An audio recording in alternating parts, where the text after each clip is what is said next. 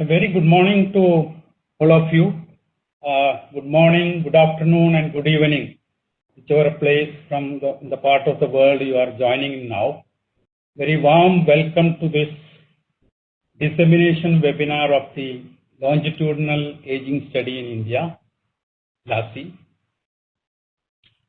As you all are aware that LASI is a major initiative of the Ministry of Health and Family Welfare, Government of India, under the National Program for Health Care for Elderly, and is also supported by National Institute of Aging in USA and United Nations Population Fund. And it gives me immense pleasure to welcome all of you to this dissemination webinar on the major findings of the Wave 1 survey, which was carried out in 2017 and 2018 in all the states and union territories, except in Sikkim. Honorable Health Minister of India, Dr. Harshvardhan ji, released the LASI report and fact sheets for states and union territories on January 6th this month, and he stated that the LASI findings will help in a big way in streamlining the ongoing government programs and also formulating new programs and initiatives for the welfare of health and social and economic welfare of elderly in India. So the LASI reports and fact sheets are now available on IIPS website. It can be downloaded. That LASI data was also released to the IIPS website. Those who are interested may apply in the data request form on Institute website. So LASI is a joint effort of the International Institute for Population Sciences and Harvard School of Public Health, led by Professor E.Bloom, University of Southern California, led by Professor Jinkook, and I would also like to specially mention the former Indian PI, Professor P. Arokiasamy. He was the principal investigator of LASI from the beginning till his retirement from the institute 6 months back. So a dedicated team of researchers across the institution and many other partner and collaborating institutions worked hard in producing the LASI Wave 1 data as well as the report. And LASI is also immensely benefited by the guidance and advice by the National Technical Advisory Committee, chaired by Professor P.M. Kulkarni, and the International Technical Advisory Committee, chaired by Professor James Smith. So let me thank all of them for their contribution, and the dedicated team of researchers and staff at IIPS worked hard to complete and implement the survey and produce the report and fact sheets. So today we are going to have the presentations of the major findings. The Wave 1 coordinators will be making the important presentations. We are also joined by Professor E.Bloom and Professor Jinkook. David has sent his recorded presentation because it is midnight in his hometown in Boston, so he is not able to join directly. So his recorded presentation will be shown. And if you have any questions and other things, please send your questions through the chat box. Now, I don't want to take much of your time. Welcome you once again. Now, I request Professor K.S. James, Director of the International Institute for Population Sciences, to chair this session and proceed with the presentations. Thank you, Professor James. Thank you, Professor Sekher, and the principal investigators of LASI, and dear participants, good morning or good afternoon or good evening to you all, depending on where you are now joining the meeting. Now, as Professor Sekher has told, LASI is one of the important studies which we have conducted on the issues of elderly as well as older adults in India. And in that process, India has also joined in the larger pool of HRS studies, health and retirement surveys, which is happening in many parts of the country, in many countries of the world. So that way it is an addition to the current HRS group of countries where such studies are underway. So these studies are designed in such a way that you can have a cross-country comparison with HRS studies, and also we can have in-depth understanding of the issues of older adults and elderly in this country. So that is the major purpose of launching LASI a few years back in this country. So I'm really happy that the first wave results are now out. It has been there in our report, as well as the fact sheets are there in our website for you to download and understand more deeply, because it is a larger report. It is a report with hundreds of pages, because the data and the questionnaire has been huge. So it is very difficult for us to really even disseminate the findings of the LASI in a few presentations. But the principal investigators of LASI will be making their best efforts today to really disseminate the major findings from the LASI for your understanding. I hope this will kindle interest in all of you to use the LASI data and also bring out research papers out of it, so that a wider understanding of the issues of older adults in this country, maybe perhaps in comparison with the countries of other countries where HRS survey is also underway, will happen in the future.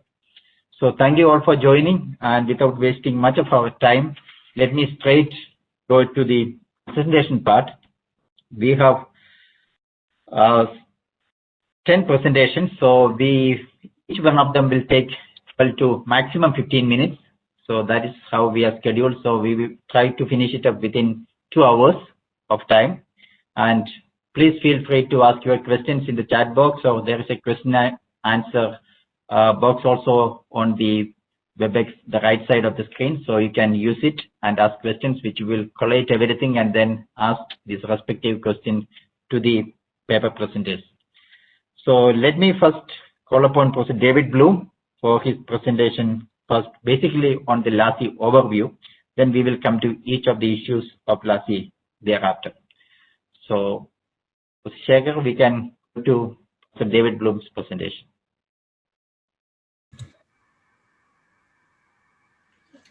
Good day, everyone. E.Bloom here. As most of you know, I'm an economist and demographer in the Department of Global Health and Population at the Harvard T.H. Chan School of Public Health. I'm also one of the 3 principal investigators of LASI. I've been working on LASI since late 2006, which puts me in my 15th year of LASI-related work. Reaching the Wave 1 finish line is a great relief, and by far outweighs the downside of having to remotely meet and on short notice. So let me just start by saying congratulations all around on the completion of the initial round of data collection, the launch of the national report, and the public release of the Wave 1 data. Thanks especially to Professor Arokiasamy, Professor Sekher, Professor James, and Professor Jinkook Lee for their work on this project, and especially for their collaboration and leadership. Thanks also for all of the creativity and effort that the LASI faculty coordinators, Aparajita, Dipti, Nagdev, Sanjay, and Sarang, invested in this project, along with their relative newcomers who are currently investing, Dr. Nagarajan and Dr. Chandrasekhar. In addition, I'd like to acknowledge the field investigators for their commitment and enthusiasm. Also deserving of a significant call out are the research, administrative, and financial professionals at IIPS, USC, and HSPH, who worked on LASI during its conception, infancy, childhood, and adolescence. Members of the National Technical Advisory Committee, led by Professor Kulkarni, I'd like to thank as well, and also of the International Advisory Committee, led by Dr. James Smith, with strong support from Dr. David Weir. And as I say, I think they also deserve great thanks for helping us reach this day. And I'd be remiss if I didn't also mention our colleagues at NARI, Ames, UCLA, University of Washington, RAND Corporation, Chest Research Foundation, India's regional geriatric centers, and the field agencies. Frankly, I feel so happy at this point that I'm even prepared to thank the staff at the Jewel of Chembur Hotel. Finally, I'd like to express my gratitude to a succession of contacts and champions in the Ministry of Health and Family Welfare, Government of India, the US National Institute of Aging, and the UNFPA for their guidance, their support, and their patience, and especially Drs. Gurnani and John Phillips. And many thanks to all of my able, professional, and hardworking colleagues at Harvard, and especially to Arunika Agarwal, who's absolutely devoted herself to LASI for many years and provided outstanding support and creativity to all of us throughout. I apologize for not being able to attend this event in person. I haven't traveled internationally since February of 2020. My last scheduled trip was a March 5th, 2020 flight to India to celebrate my mother-in-law's 91st birthday in Bangalore, and also to work on LASI at IIPS. Unfortunately, those plans were derailed by the emerging COVID-19 pandemic. However, I do hope that we'll be able to reinstate those plans soon. But in the meantime, let me thank Professors James and Sekher for allowing me to record these remarks, which I presume are being played after midnight in Cambridge, Massachusetts, where I live, and am currently fast asleep. Let me now turn to some substantive comments on LASI. I'll start with a brief overview of LASI. I'll also say a few words about the scope and components of LASI and the major LASI milestones, timeline, and supporters. LASI is the right step at the right time for India and for making progress toward the Government of India's vision of healthy aging, as well as toward the UN's vision for the decade of healthy aging. As you all know, India is expected to undergo demographic transition in the coming years, which will lead to unprecedented health, social, and economic changes at the population level. It's projected that by 2050, 20% of the total population of India will be age 60 and over. That's around 32 crore people, a little less than the current population of the United States. This demographic shift presents wide-ranging and complex health, social, and economic challenges, both at present and in the future. I'm speaking about challenges related to physical and mental health, access to healthcare, healthcare expenditures, physical and economic security of older adults, and changing family structures. Also, up until just last week, India had a paucity of policy-relevant, high-quality data on older adults that could be used to understand the process and the experience of aging, and to design effective and efficient policies to promote the well-being of its older people. As I say, that was true up until last week, but now India has a great new asset called LASI. LASI was designed to fill the gap I just mentioned by providing high-quality, longitudinal, internationally harmonized data on health, social, and economic aspects of the experience of aging in India. Additionally, an important objective of LASI is to make microdata available for researchers and academics in India and beyond to greatly leverage the value of the data.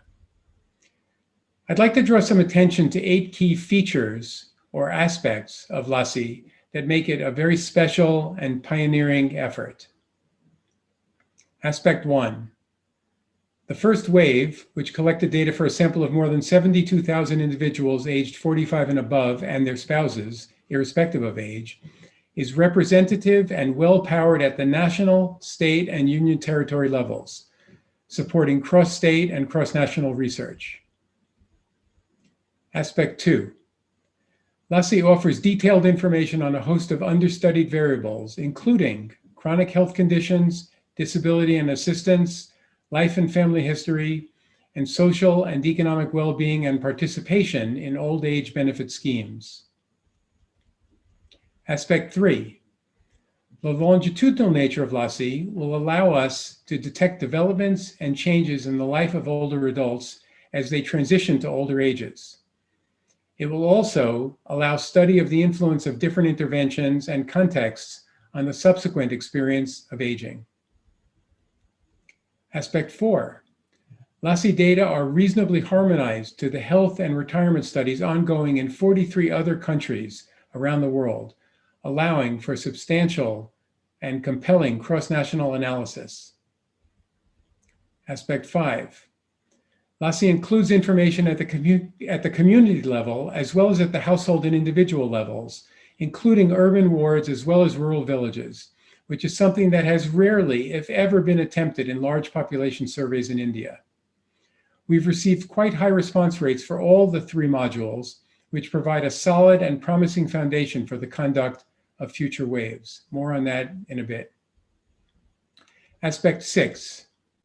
LASI involved the collection of data using the method of computer-assisted personal interviewing, also known as CAPI, which was a key development for IIPS to move away from the traditional paper and pencil approach to data collection.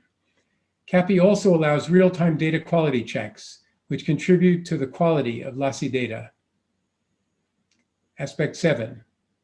Collection of dried blood spots is another great asset of LASI, which can be used to support genomic sequencing and can be assayed to provide biologic measures of health conditions that can be then correlated with phenotypic data collected as part of the LASI data collection efforts.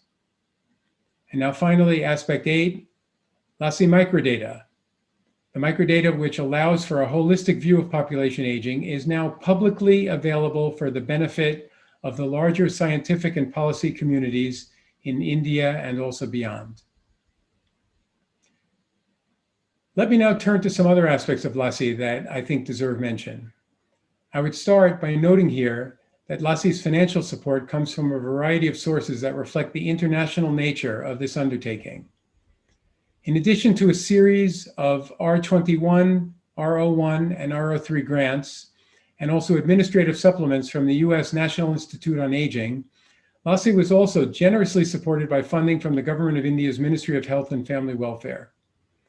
LASI has also received funding support from the UNFPA, from Harvard's Weatherhead Center for International Affairs, from Harvard's T.H. Chan School of Public Health, and from private donors too.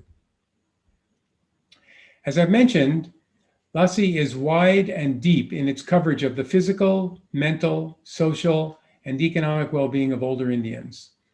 LASI's household modules include detailed questions on household members, their housing and built environment, as well as household consumption, assets, debts, and income, and household insurance. LASI's individual modules collect comprehensive data on respondents' demographics, health status, healthcare access and utilization, health behavior, family and social network, work, retirement, and pension, to name just a few of the variables on which data have been collected. The individual schedule also includes physical biomarkers related to vision, anthropometric measurements, lung function, gait, and blood pressure. And we also collected, as I've mentioned, dried blood spots from all consenting participants for conducting blood-based assays and potentially genomic sequencing. In addition, the first wave of LASI includes 4 experimental individual modules on time use, vignettes, social connectedness, and future expectations. Each of these modules represents an area in which there's currently a dearth of data for older adults in India, and which may at some point be integrated into future waves of LASI as a full-fledged module to be asked not of 1/4 of the respondents, but of all respondents. And then we have the community module, which includes the collection of data on the infrastructure, facilities, amenities, and welfare schemes available for the older adults at the village level in rural areas, and for census enumeration blocks in the urban areas. Getting us all to this milestone event was an exquisitely complex, deeply creative, and dauntingly colossal collective effort. Under the circumstances, it seems appropriate to briefly sketch the journey. And very briefly, I would just start with the fact that the idea for LASI was born about 15 years ago, in late 2006, when Dr. Richard Sussman, who was then the director of the Department of Behavioral and Social Research at the U.S. National Institute on Aging, asked me to explore the prospect of conducting a health and retirement study in India. It was evident then that India, a population superpower, was facing immense challenges involving its aging population. It also seemed clear that many Indian policymakers were not paying attention to those challenges and had little sense of their options for addressing them. Richard and I both realized that the demographic dividend that India was then reaping would soon be over, and the country would have to face an enormous cost to manage its graying population. After my initial conversation with Dr. Sussman, I met Jinkook Lee, an economist then at Ohio State University. I continued to be grateful to Jinkook for educating me about the nature, conduct, and analysis of health and retirement studies. And I'm happy to say that you'll have the good fortune to hear from her shortly. Anyway, in early 2007, I visited a couple of institutions in India, including IIPS, where I met my friend, the late Professor Mari Bhatt, who was then the director of IIPS, and I met him to discuss the prospect of LASI. Needless to say, he was very supportive of the idea.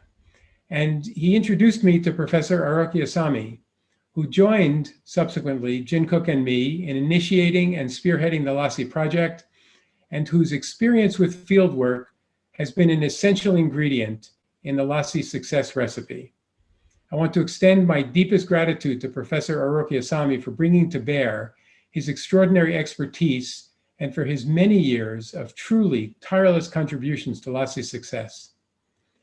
The baton has now been handed over to the eminently capable and equally experienced T.V.Sekher, and Jinkook and I both feel it will be a pleasure to work with and support him.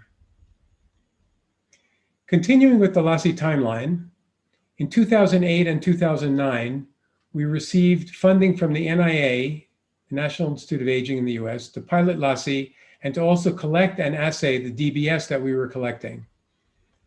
The LASI pilot, which was conducted in 2010 to 2011, collected data from around 1,600 individuals aged 45 and above and their spouses, irrespective of age, in Kerala, Karnataka, Punjab, and Rajasthan. The microdata and report for the LASI pilot are available on websites maintained by IIPS and by USC. In 2013, we received funding from the NIA to design and conduct the first 2 national waves of LASI. This funding was intended to cover a sample of 18,000 from India's 18,000 individual respondents from India's 15 most populous states. Subsequently, the Ministry of Health and Family Welfare provided additional funding to expand the sample of LASI from 18,000 to 61,000 individual respondents, covering the then 35 states and union territories of India, which became 36 states and union territories when Telangana was added in 2014. In 2016, the LASI Wave 1 survey was officially launched by the Ministry of Health and Family Welfare. The launch was followed by the recruitment of state agencies, the training of trainers, and state-level trainings for field investigators and health investigators. Here are some pictures from the official launch of LASI on March 22, 2016. On the left, you see Dr. B.P. Sharma, Health Secretary, addressing an audience in New Delhi. On the right, and in the middle of the group shot, is Dr. Dharitri Panda, who at the time was the Joint Secretary responsible for LASI and who was absolutely instrumental in paving LASI's way forward. The data collection for wave 1 of LASI was divided into 3 phases. The data collection for the first phase of wave 1 was initiated in April 2017. Most of the data collection was completed by the end of 2018, with only a few remaining SSUs that were completed in early 2019. Wave 1 does not include data from Sikkim, as the data collection for Sikkim was first delayed because of administrative issues and later because of the COVID-19 pandemic. In this next slide, you see some pictures from the training and data collection efforts. The topmost picture is of the training of investigators in Uttar Pradesh, and the bottom 2 pictures are from the data collection team in New Delhi. I'd also like to highlight for everyone the enormous complexity and scale of LASI, especially in terms of human resources. This picture that you see here is from my visit to IIPS in 2017.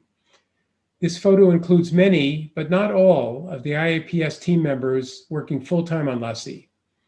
The entire LASI Wave 1 endeavor involved around 1,000 personnel, including research teams at the 3 institutions, field investigators, supervisors, coordinators, field agencies, and national and international collaborators and advisors.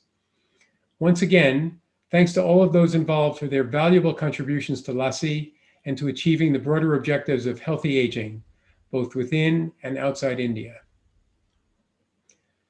Talking about national and international collaborators, LASI has benefited from the expertise of various organizations, including ICMR NARI in Pune, AIMS in New Delhi, the Chest Research Foundation in Pune, 18 regional geriatric centers, numerous state agencies, the RAND Corporation in California, UCLA, and the University of Washington in Seattle. On January 6, 2021, just earlier this month, the National Report on LASI Wave 1 was publicly released by the Health Minister of India, Dr. Harsh Vardhan. And just last week, IIPS has released the microdata publicly for Wave 1, which can be accessed from the IIPS website after completing a data request application form.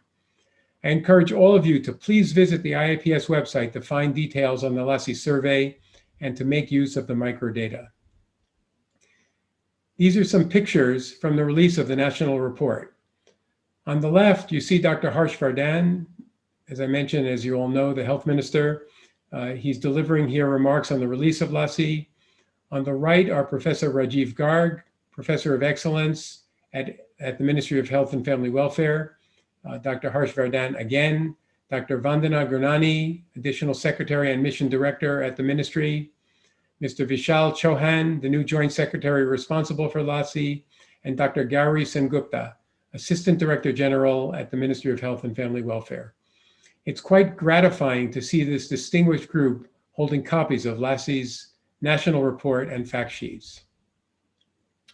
As I get to the end of my remarks, I also want to make sure that I don't whitewash some of the bumpy roads we traveled on the way here.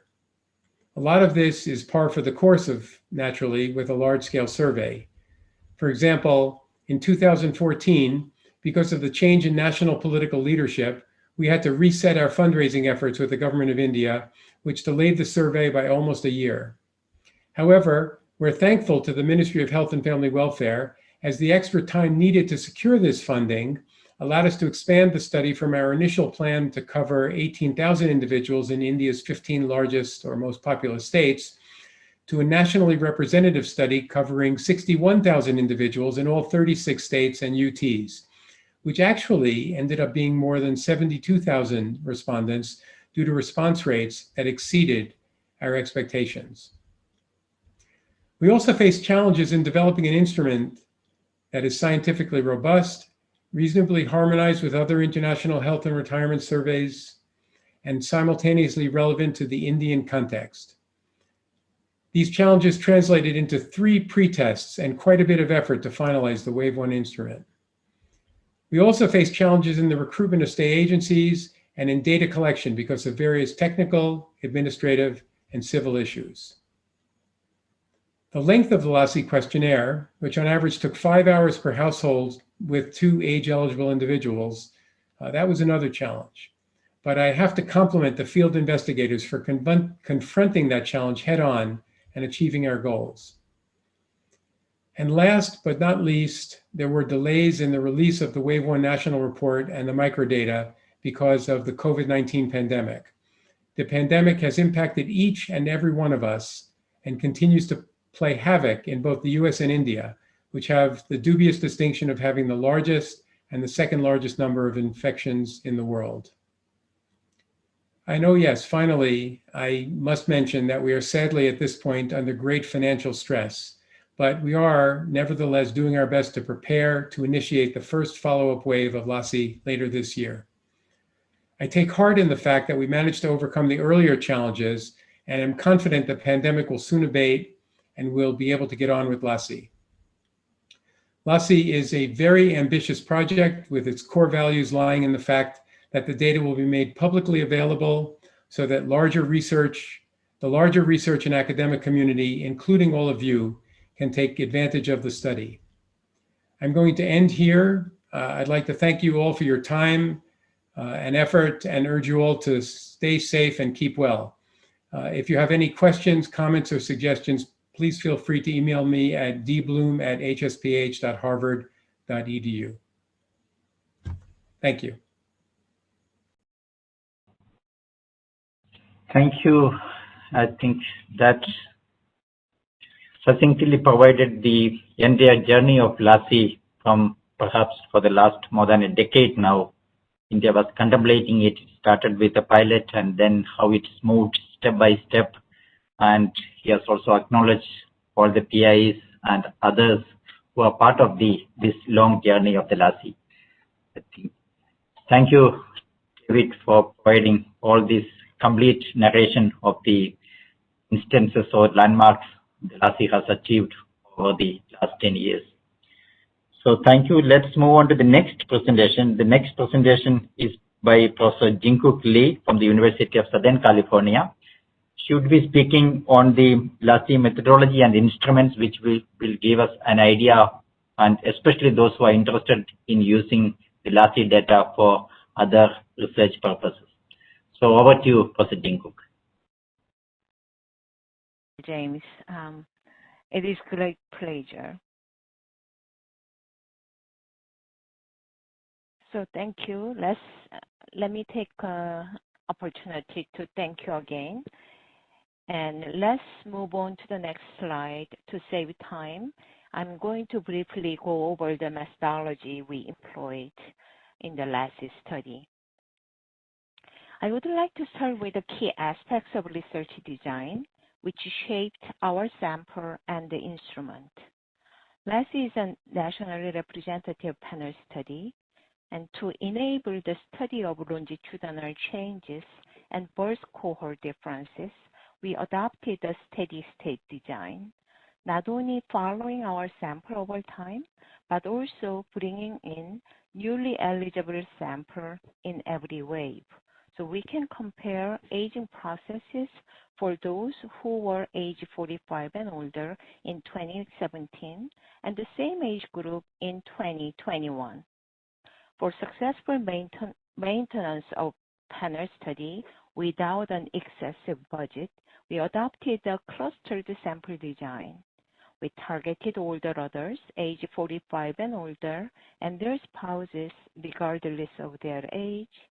And this age threshold of 45 is selected to enable us to study the changes in labor force participation well before one retires.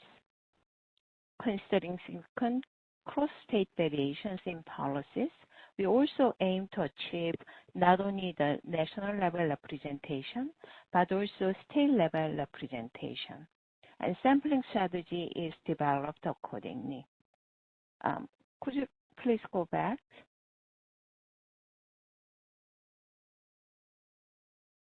So one other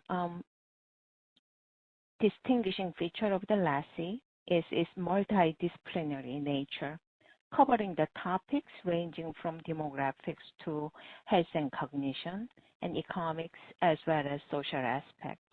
And we try to bring several innovations integrating biomarkers into social survey, and these biomarkers provide objective measures without self-report biases.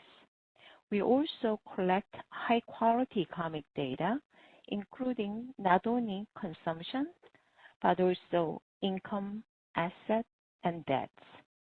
And these are based upon latest advances in survey and economics literature.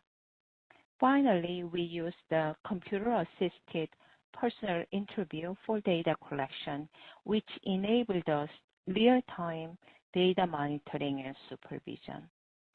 So now let's move on to the next slide, and let me briefly go over our sampling strategy.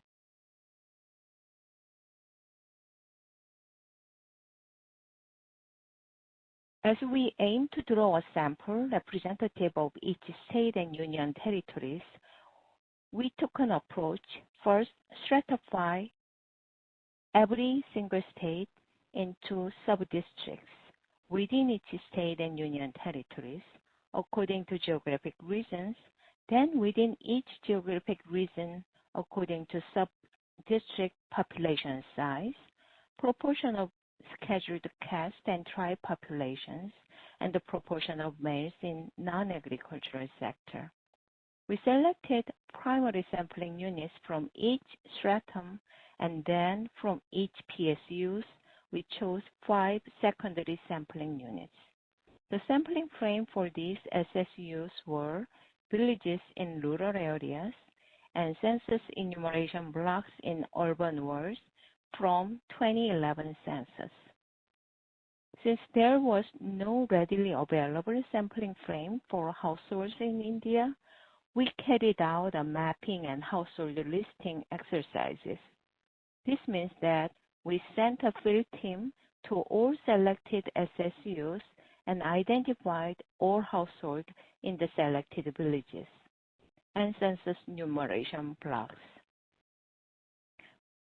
Population-wise, India is a still young country, with older population proportionately small in numbers. Therefore, in order to ensure large enough sample for older population, we oversampled those ages 65 years and older. With this oversampling, about 1/3 of our sample is ages 65 and older. We also oversampled 4 metropolitan cities to provide city-specific estimates. In determining sample size, we considered the sample required for accurate estimation of disease prevalences. The sample size of 1,000 for each state seems to be the minimum necessary sample for reliable estimate of disease prevalence. So we targeted 1,000 age-eligible sample for the smallest states and union territories. For states with a larger populations, larger geographic spread, and more heterogeneous socioeconomic status, we recruited larger sample to ensure sample representation for those states. So for example, we have a sample of 4,000 for Uttar Pradesh and sample of 2,000 for Tamil Nadu, excluding Chennai, and then Chennai itself is recruited 1,000 sample for city estimates. So now here, you can see a diagram of our survey protocol. After mapping and listing, we randomly selected households for potential LASI interview. But without an interview, we do not know whether selected households include anyone age 45 years or older. Therefore, for all selected households, we collected household roster information, identifying all household members' age, gender, and other basic demographic information. Here, the household with age qualifying persons are then considered as LASI household, and the household without age qualifying persons were not selected for interview, but collected information is kept for drawing refresher samples for follow-up waves. Through cover screen interview, we also identify who is most knowledgeable about household finances. so we can administer household interviews. Note here, we collected household level information only once by interviewing most knowledgeable persons, and the informant who answered the questions on income and wealth could be, in fact, often differ from informant who answered questions about housing and built environment. From cover screen, we also identified the spouses of all age qualifying others, and based upon this information, we conducted individual interviews with all others, age 45 and above, and their spouses regardless of age. All individuals who were selected individual interviews were also asked to participate biomarker collection, and we also conducted a separate community survey for all selected SSUs. This current slide is summarizing the key contents. For household interview, we collected information on housing characteristics, all the components of economic status and health insurance holdings and coverages. For individual interview, we started with the detailed demographic information, current work for those who are in the labor force, and past work for those who were no longer working. We also collected information about pension eligibility and their current needs. Our health module is very comprehensive, collecting rich data on both chronic and infectious disease, functional, both physically functional but also mentally functional health on cognition, and health behaviors and healthcare utilization. We collected family medical history information in preparation for our genomic initiative. We also collected information about family members' demographic characteristics, their interactions with them, and other social activities. Finally, we have experimental module to bring innovative new contents, and each respondent was asked to answer only one of these 4 experimental modules. So you will see a quarter of respondents answered each of these 4 modules. Our rich biomarker module include anthropometrics, blood pressure and pulse, and several performance tests like timed work, grip strength, balance test, and vision test. We are currently carrying out DBS assays, and once assay work is complete, we plan to release those data as well. Finally, we collected community-level information by interviewing knowledgeable person at the community level, like government personnel or leaders, and collecting information about infrastructure available in the community. So here, this diagram is actually illustrating how we implemented the data collection supervision and how we monitor the data as they come in. Our LASI team, including collaborators at IIPS, Harvard, and USC, developed a project protocol, and the core LASI team at IIPS played a pivotal role in interviewer training and project management.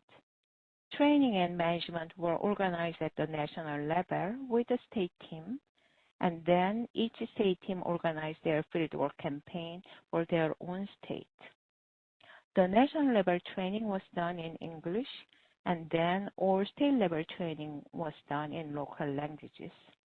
Regional geriatric center supports were critical in collecting health and biomarker data, and one of the main advantages of conducting computer-assisted personal interview is to be able to monitor the data in real time. As the fieldwork unfolds, we asked each local team to upload the data to server regularly and at least once a week. We were then able to monitor the progress of fieldwork and examine the distribution of data as they come in. We monitor the data, and when unusual patterns were observed, such as interviewer admission time took longer or too short, then we went back and sorted out those cases. Both the sheer magnitude and complexity of work required careful planning and implementation. We collected the data in 3 phases from April 2017 to 2019, and we achieved excellent response rate despite it was a very lengthy interview. And slightly taking over 5 hours altogether.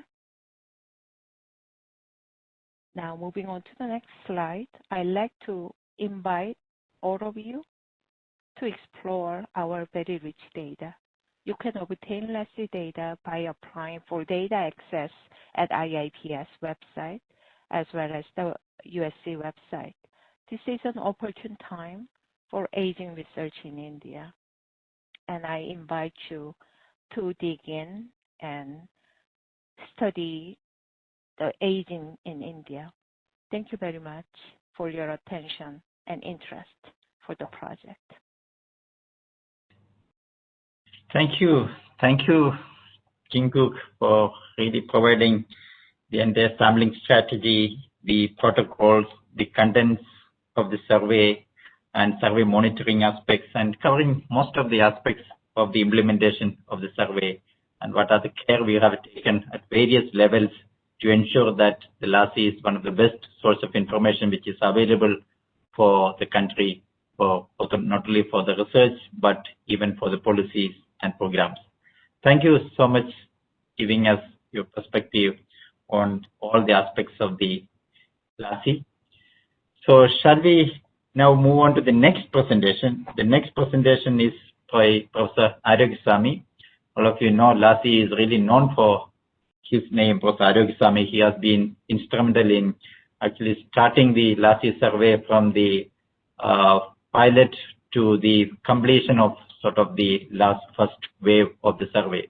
It has been a long journey for him, and I think he has perhaps the person who knows in and out of the LASI. I think it is important that we first hear from Professor Arokiasamy.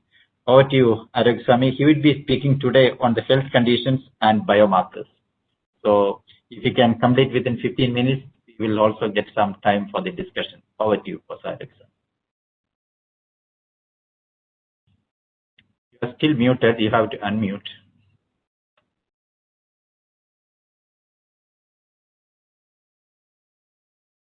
Yes, please go ahead. Sure.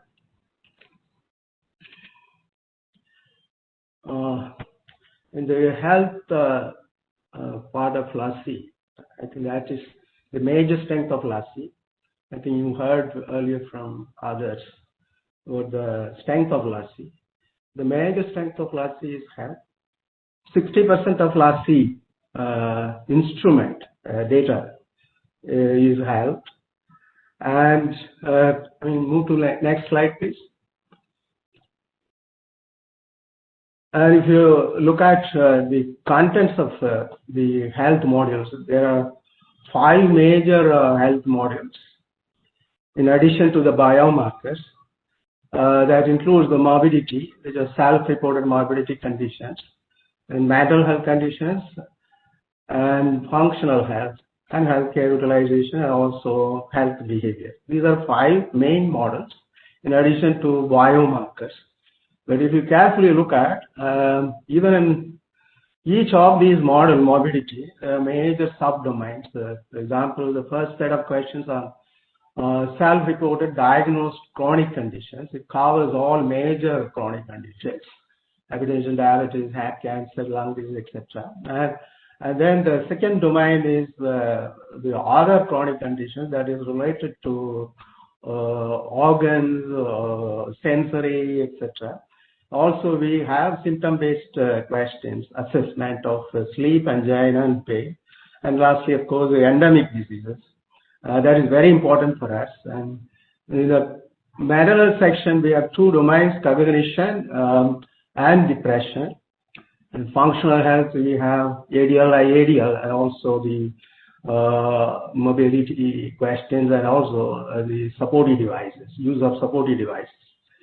Healthcare utilization is also very comprehensive, covers information for inpatient care, outpatient care. health behavior and major items of health risk behavior, smoking, alcohol, etc. But if you look at this internationally comparable instrument, that is about chronic conditions and possibly cognition, depression, etc., and then functional health. But India specific, the endemic disease, women's health, immunization, family medical history, and so on, all these are India specific models developed extensively by us, the IIPS team, and of course later on it was integrated into the modules, into the international instrument. Next domain, please. Next slide. The biomarker is another major strength of LASI, because we have 4 domains of biomarkers: functional health markers and anthropometric measures, performance-based tests, and dried blood spots. If you look at carefully, some of these are measuring disease conditions such as lung disease, vision impairment, and diabetes, etc. But some are also risk factors, and some are functional health markers. But if you look at range of these domains, what LASI provides, prevalence, self-reported prevalence, as well as measured prevalence, or in another way, prevalence or proportion in terms of proportions, in terms of objective measures and subjective measures. So that's extensive and very comprehensive range of health measures. Next slide, please. Next slide, please. Now I'm giving you kind of snapshots of some key indicators on self-reported prevalence of chronic conditions, and of course other indicators. Now you look at this provides the prevalence rates of main chronic conditions, self-reported diagnosed chronic conditions among elderly and above. The range is the highest for cardiovascular disease, that includes stroke, hypertension, and diagnosed heart disease. That is almost more than a third of elderly have been diagnosed with cardiovascular disease. The lowest prevalence is cancer, of course, followed by cholesterol, etc. But if you look at the data, I think this is the first time data that we have almost in all of these indicators, internationally comparable data, that we have first time data. That is the most important, and provides not only the indicators are at the India level and the state level, but also across the socioeconomic spectrum. So there is enormous amount of comparable information on health, on a range of health measures. Next slide, please. This is the age trajectories of major chronic conditions: hypertension, cardiovascular disease, lung diseases, neurological and psychiatric diseases. What it tells you, if you look at 60 to 64 as the median or the midpoint of this 45 to 75 plus older adult population, what you can see, the onset of these chronic conditions for Indians, it is around the age of 45. In fact, you have very high prevalence of hypertension and cardiovascular disease, and even diabetes, 10% at the age of 45.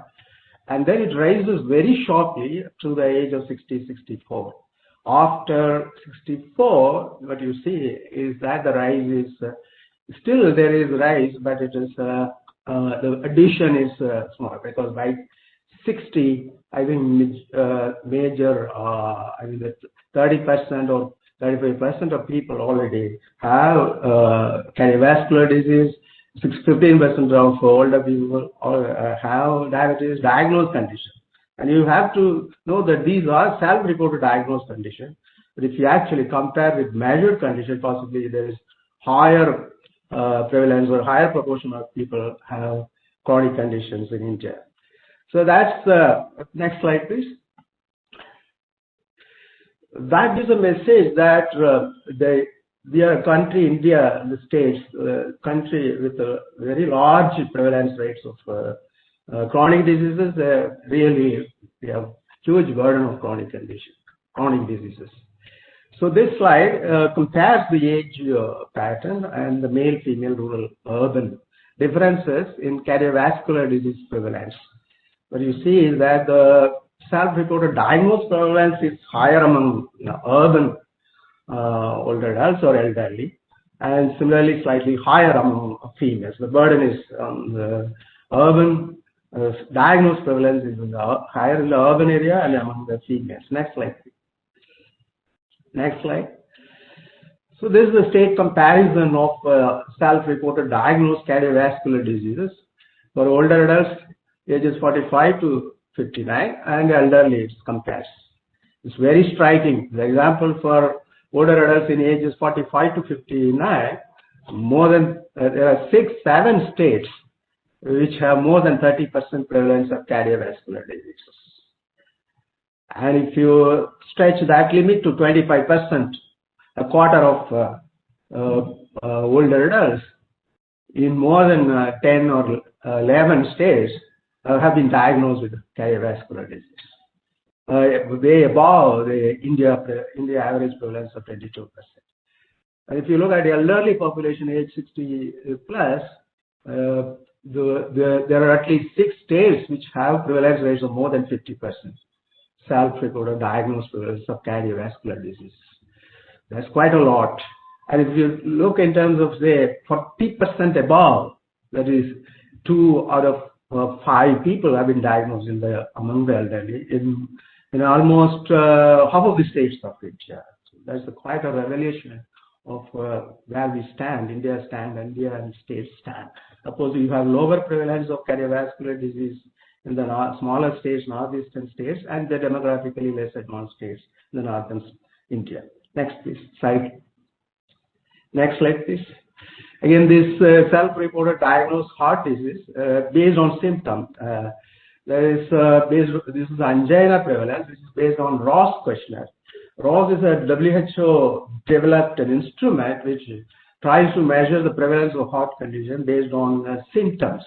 So it's based on an algorithm, I think the number of questions based on some 7-8 questions, and if the responder reports yes to a certain number of symptoms, then they are supposedly having angina, which is almost symptomatic of heart disease or a risk factor for ischemic heart disease. Now here the burden is high. The overall burden of overall prevalence of angina is 7%, but this is higher for females, and male-female difference is lower, but also the prevalence is higher in urban than in rural. Next, please. Next slide, please. This is again self-reported prevalence. I think we have seen this. This is hypertension. This is as much as like cardiovascular disease. The self-reported prevalence is higher among females and higher among urban among urban older adults. Next, please. So here, what you have is prevalence of measured hypertension. So these proportions represent older adults who had hypertension at the time of survey. So we measure hypertension. So these are the proportions of older adults who had hypertension at the time of survey in measurement. So if you compare the previous slide on self-reported prevalence of hypertension, rural-urban and male-female, the pattern somewhat reverses. Here actually the measured prevalence is higher for males than females, slightly. And even the rural-urban differences narrow down. So that signifies there is, substantial undiagnosed prevalence of hypertension, particularly higher among males and among rural older adults. Next slide, please. Again, this compares to the prevalence of, what is this? I think we're supposed to have measured prevalence. No, hypertension, again, it's similar to cardiovascular disease. Because as part of cardiovascular disease, hypertension has been included. So more or less, the pattern in cardiovascular disease and hypertension, more or less, they are very close.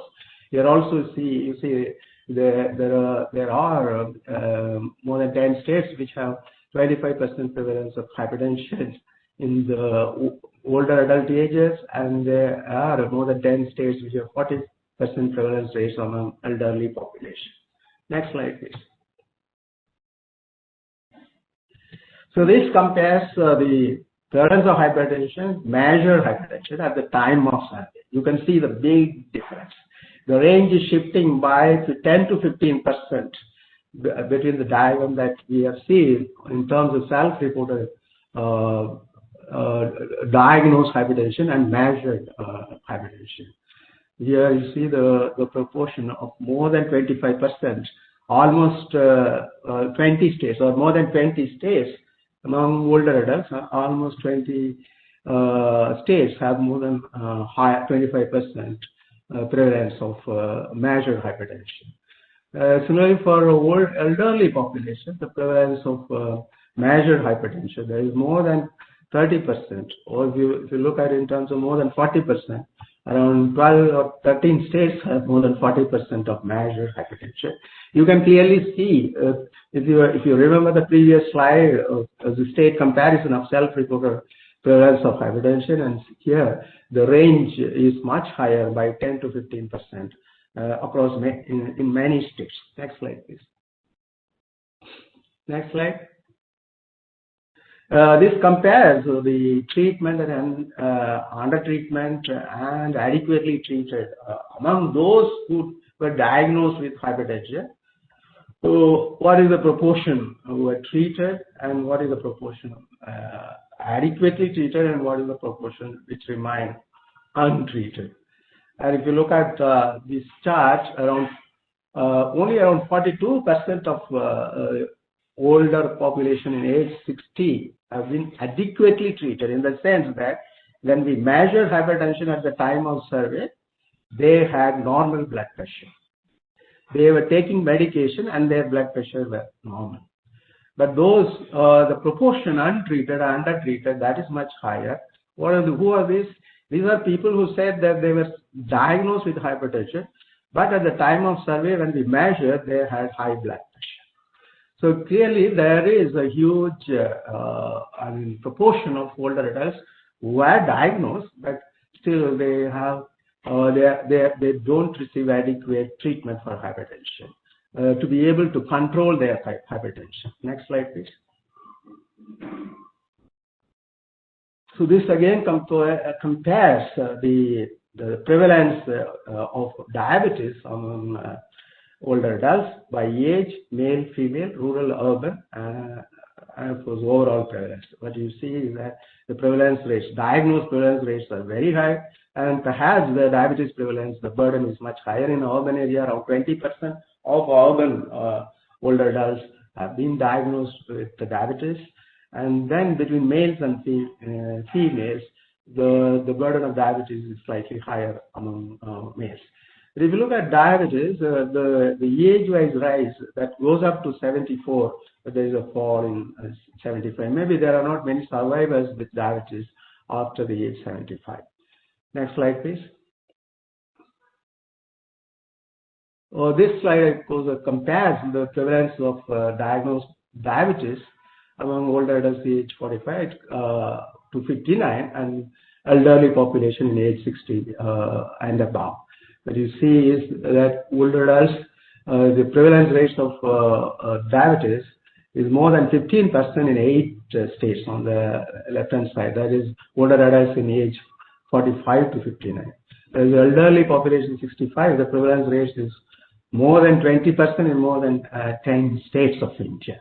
So diabetes, this is self-reported diagnosed. Diabetes is a major problem in India. This diagnosed prevalence is high. We are also going to test for diabetes using the marker of HbA1c, and possibly we will get to know what is the proportion or remaining undiagnosed for diabetes. Next, please. So this compares the bone disease prevalence by age, male, female, and rural and urban areas.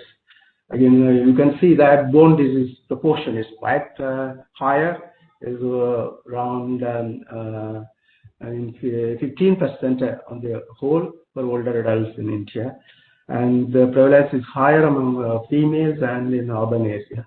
There's also diagnosed prevalence, but what the message that we get, the bone, there is comparatively higher burden of bone and joint diseases in India among Indian older adults. There's also a strong age gradient in terms of these bone and joint diseases. Next slide, please. Here you see the prevalence of neurological, psychiatric, and mental health problems among older adults. And of course, these are self-reported diagnosed prevalence. And you are all aware that there is generally a stigma with mental health issues in India. So possibly these are highly underreported, but nevertheless, still the overall prevalence of any neurological, psychiatric, and mental health problems, the prevalence rate is 2.2%. And in terms of urban, rural, or male, female, there is not a great deal of difference, but the age gradient is very sharp. So there is a rise in prevalence of neurological, psychiatric, and mental health problems with rise with the age of older adults. Next slide, please. Next slide. Hello. Next slide, please. Oh, okay. This is the slide. Oh, okay. Previous slide. That is multi-morbidity. Okay. This slide shows the age-wise morbidity patterns and also multi-morbidity patterns. So what you see is that the multi-morbidity, that is older adults with 2 and more chronic conditions or morbidity conditions, that increases from just 6% in the age of 45 to almost 26% for older ages 70 and above. So that is more than a quarter of elderly people have multi-morbidity conditions, multiple chronic conditions. And then 30% of elderly people have at least one chronic conditions. So virtually you have 30 plus 56, around 55% of elderly have either one chronic condition or 2 chronic conditions or 3 chronic conditions. Clearly they highlight the huge burden of chronic conditions, multiple chronic conditions among elderly in India. Next slide, please. So this compares the prevalence rates of the organ-related conditions, organ-related diseases, including sensory conditions. Prevalence rates for urogenital conditions, 7.7%. And if all the way goes, the highest prevalence of 55.3% for eye problems, any eye-related problems. Hearing problems, ear-related problems, close 10%. And if you segregate, in fact, we also calculated blindness, which is 2%, which is also compares with the existing other data. But most important here is cataract, the prevalence of cataract, which is generally people who undergo surgery for cataract. This is the proportion, 23% of older 60 and above, they have undergone a cataract. And the prevalence of gastrointestinal problems, that's quite common among elderly, that is 19%. And those who have lost all teeth, that is edentalism, that is 11%. So you see a range of these problems is quite common among older population in the country. Next slide, please. So Arokiasamy, can I think this is the last slide. This last, okay, good. Yeah. Okay, good. Yeah, this is the mental health in terms of the cognition score for measure the cognitive health of older adults in India. And what you see here is, in general, if you look at rural and urban, the priority score is slightly lower for females than males, and also the priority score is lower for rural than urban. The only reason for this is the educational differences that account for this type of gender differences and the rural-urban differences in priority score. Last slide, next slide, please. Next slide. Okay, here what you see is the prevalence of depression based on the CD short form scale, which is internationally comparable composite international diagnostic instrument used in LASI, which helps us to measure the prevalence of depressive episodes more objectively. And this prevalence is 7% for older adults, and you can see that this rises from 6% to 9.4%. There is a sharp rise with the age. Also, the burden of depression in terms of the prevalence of depression is higher among females than males. Also, it rises with the age. These are the two broad patterns. That's all I think I have on the health section, the slides that I have. And thank you so much. Thank you. Thank you so much. Thank you for bringing out the burden of non-communicable or chronic diseases in this country, and perhaps the implications of such a changing disease patterns in the country. I think this perhaps is the first time which we have a reliable data on such issues are available, because even the global burden of disease studies, which has brought out its report in 2017, also depended on very patchy data from different places, because we did not have a very adequate, good data set to really understand the chronic disease patterns in this country. Thank you for bringing out the dimensions of the chronic disease in the country. So let's move on to the next presentation by Prof. T.V.Sekher. He will be speaking on the social dimensions and social security programs on the elderly, from the LASI study. I think Prof. Sekher, maybe we have to really restrict it to 10 to 12 minutes now, because we have another 5 presentations left, so it will take quite a long time otherwise.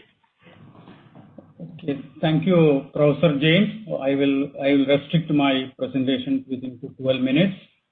So I will be giving some idea about the various social dimensions of India's elderly, which LASI collected, and which includes information related to social participation, elder abuse, caregiving, family and social networks, supports received, and many other things.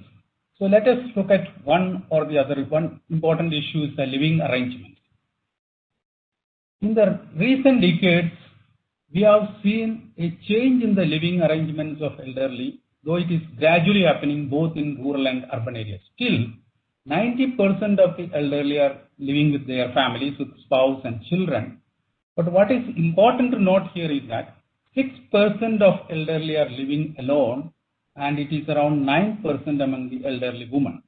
So this number is increasing considerably.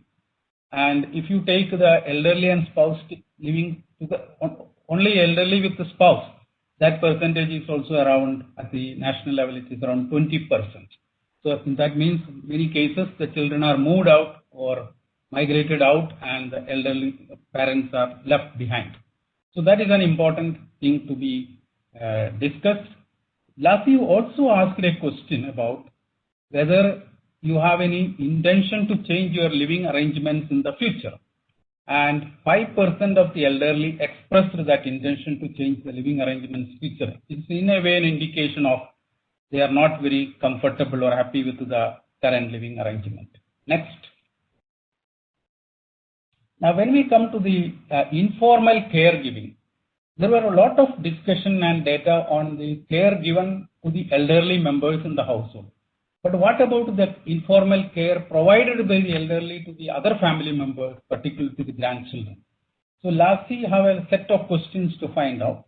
So 90% of the elderly respondents we interviewed in LASI have their grandchildren, and among them, nearly 1/5 or 18% of them are providing care to their grandchildren. That is important. 18% of the elderly have the burden or responsibility of providing care to the grandchildren.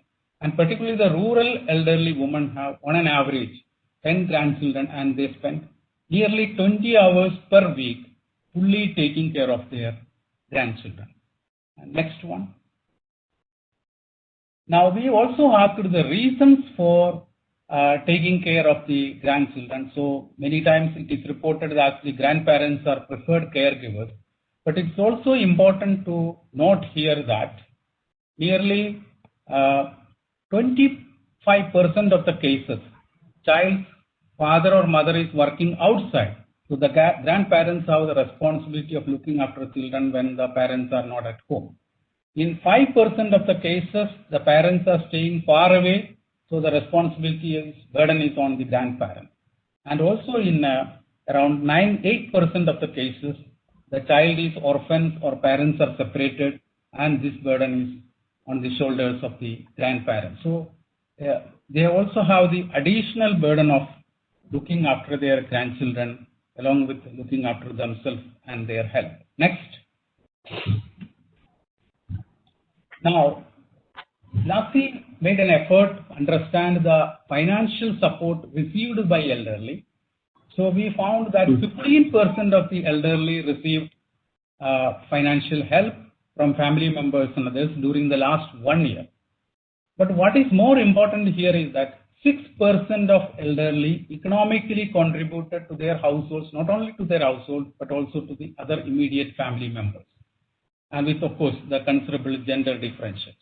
So this also indicates that large number of elderly, even at their age of 70s and 80s, are continue to work and economically contributing to their households and immediate family members. Next. Now, elder abuse or elder ill-treatment is a very serious issue, and it is a global phenomenon, and India is also no exception to this. According to the LASI data, 1 out of 20 elderly in India experience ill-treatment during the last 1 year. And the ill-treatment is relatively more frequent among the elderly women and those who live in rural areas. So we found that elderly with no education, those who are living alone, those who are divorced or separated, and those who belong to the poor households are more likely to be ill-treated. LASI collected data of elder ill-treatment happening within the household and outside the households. Next. Now, among those who reported experience ill-treatment or abuse during the last 1 year, what are the different types of ill-treatment experienced by them? Nearly 3/4 of them stated that they were verbally ill-treated by the family members or others. Nearly 1/4 of them face physical ill-treatment, and 1/3 have been the victims of some sort of economic exploitation or manipulation by the family members or relatives.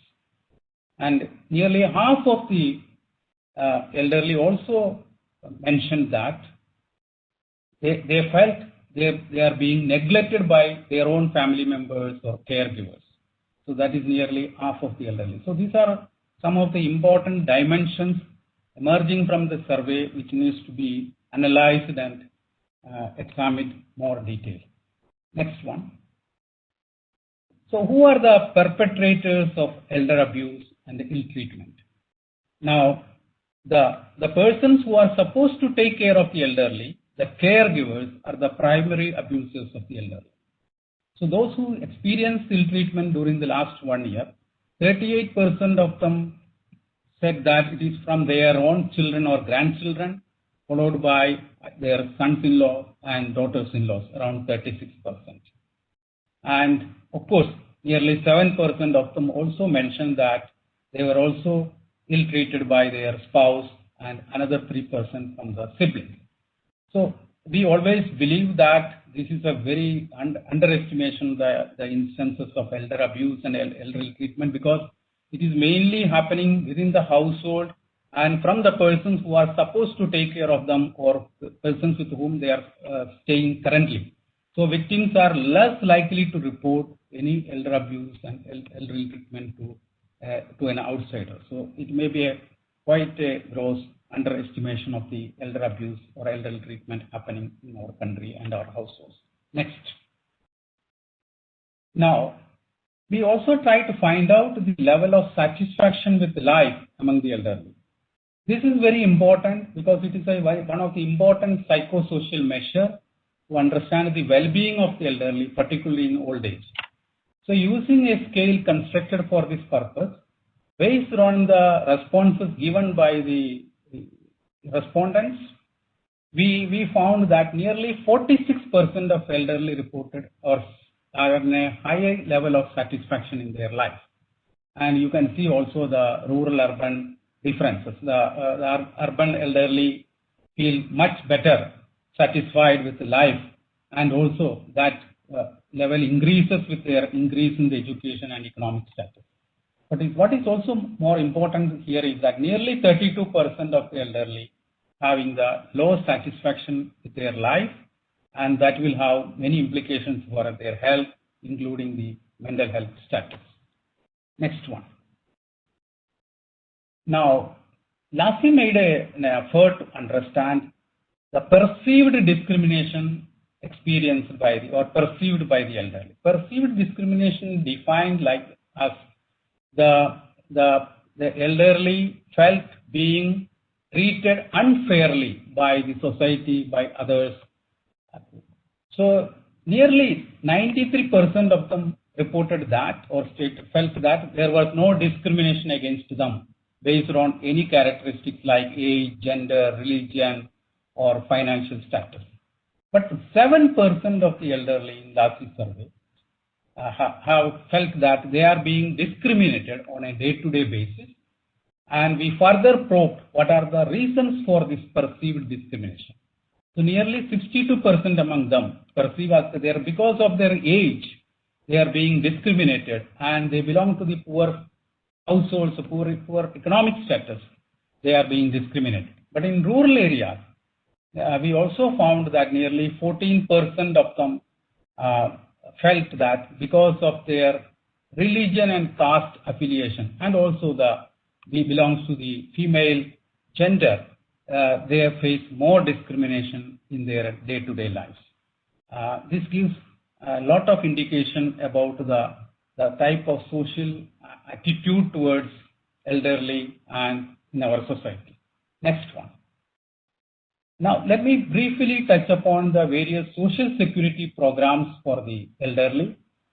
We have... Shekhar, you are a little more faster now. Okay. I will finish within 3-4 minutes. Yeah. Next. We have the information about the awareness and utilization of various schemes, the National Old Age Pension Scheme, National Widow Pension Scheme, Annapurna Scheme. As you can see, the awareness as well as the utilization. Awareness and utilization of these schemes are quite little better in rural areas compared to urban areas. More than half of the elderly are aware about the old age pension scheme, but the widow pension scheme awareness is only 44%. But what is important here is that 1/3 of rural elderly belong to the BPL households are currently receiving the old age pension, and 25% of the widows belonging to the BPL households are also beneficiaries of widow pension. So they can either have an old age pension or widow pension. They cannot have both at the same time. The coverage of Annapurna scheme, which is a provision of providing free food grains of rice and wheat through public distribution system, is very, very abysmally, very, very low. Next. And you can see the state level variations regarding the awareness as well as the next slide. The utilization, the beneficiary. Some of the states among the BPL households, it is quite good, but in many other states, the percentage of beneficiaries are much, much low, and the national average is somewhere around 23% for the old age pension and around 20% for the widow pension. Next. Now, what are the problems they faced while receiving the pension benefits? LASI had a set of questions to know that. So it was found that 30% of the beneficiaries of the old age pension facing there was a delay in receiving the money, and 24% experienced problems in providing the documents for the continuation of their pension. Now, the old age pension is distributed to both jointly by the central and state government, and the amount varies considerably across states. It is something like rupees 400 in some states and rupees 2,000 in some other states. But the timely dispersal and delay and sometimes even not receiving are also reported from many elderly respondents, those who are enrolled into the scheme. Now, this we also have a set of questions about the awareness about the various concessions given by the government, and nearly a quarter of the elderly and 37% of the urban elderly are aware about various concessions. It is a little higher among the urban as well as the male elderly.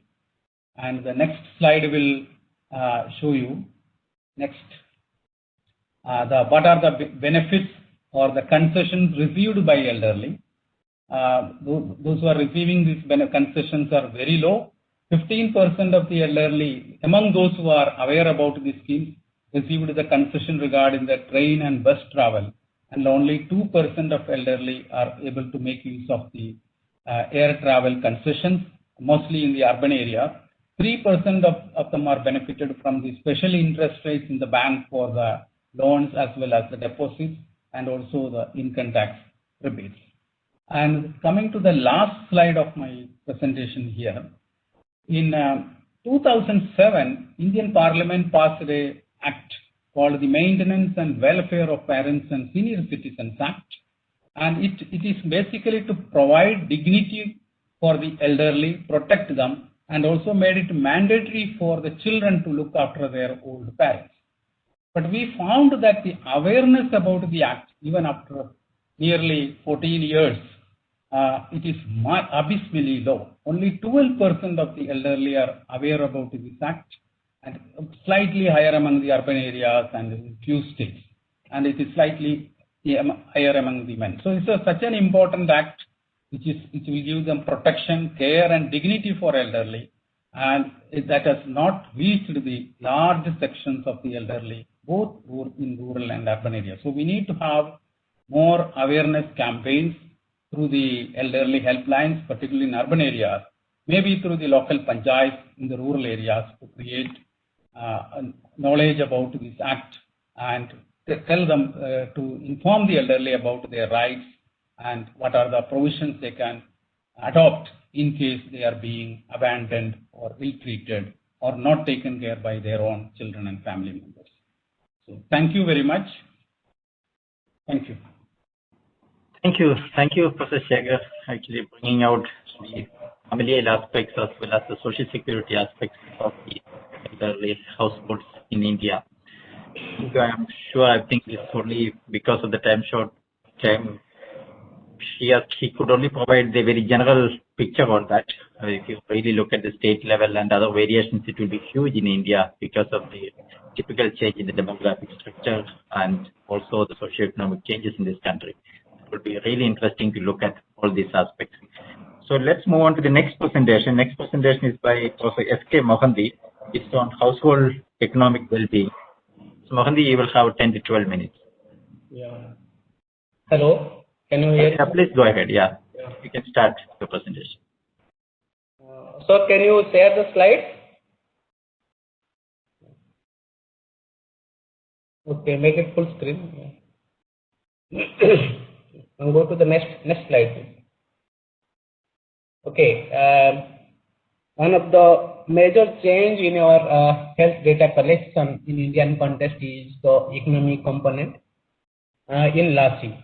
So economic component in LASI is as comprehensive as the health component. So you can see that almost all these domain of economic domain, starting from household consumption, household income, and assets and debt. So these are the four major domains which are being covered in LASI survey. Conventionally, we have in last 2 decades we have been limited our analysis, understanding the economic gradient in Indian context to only wealth index. But here you have the opportunity to look into the entire economic domain with respect to these variables. The entire report and the executive summary has been placed based on the MPC consumption expenditure data, which is MPC index.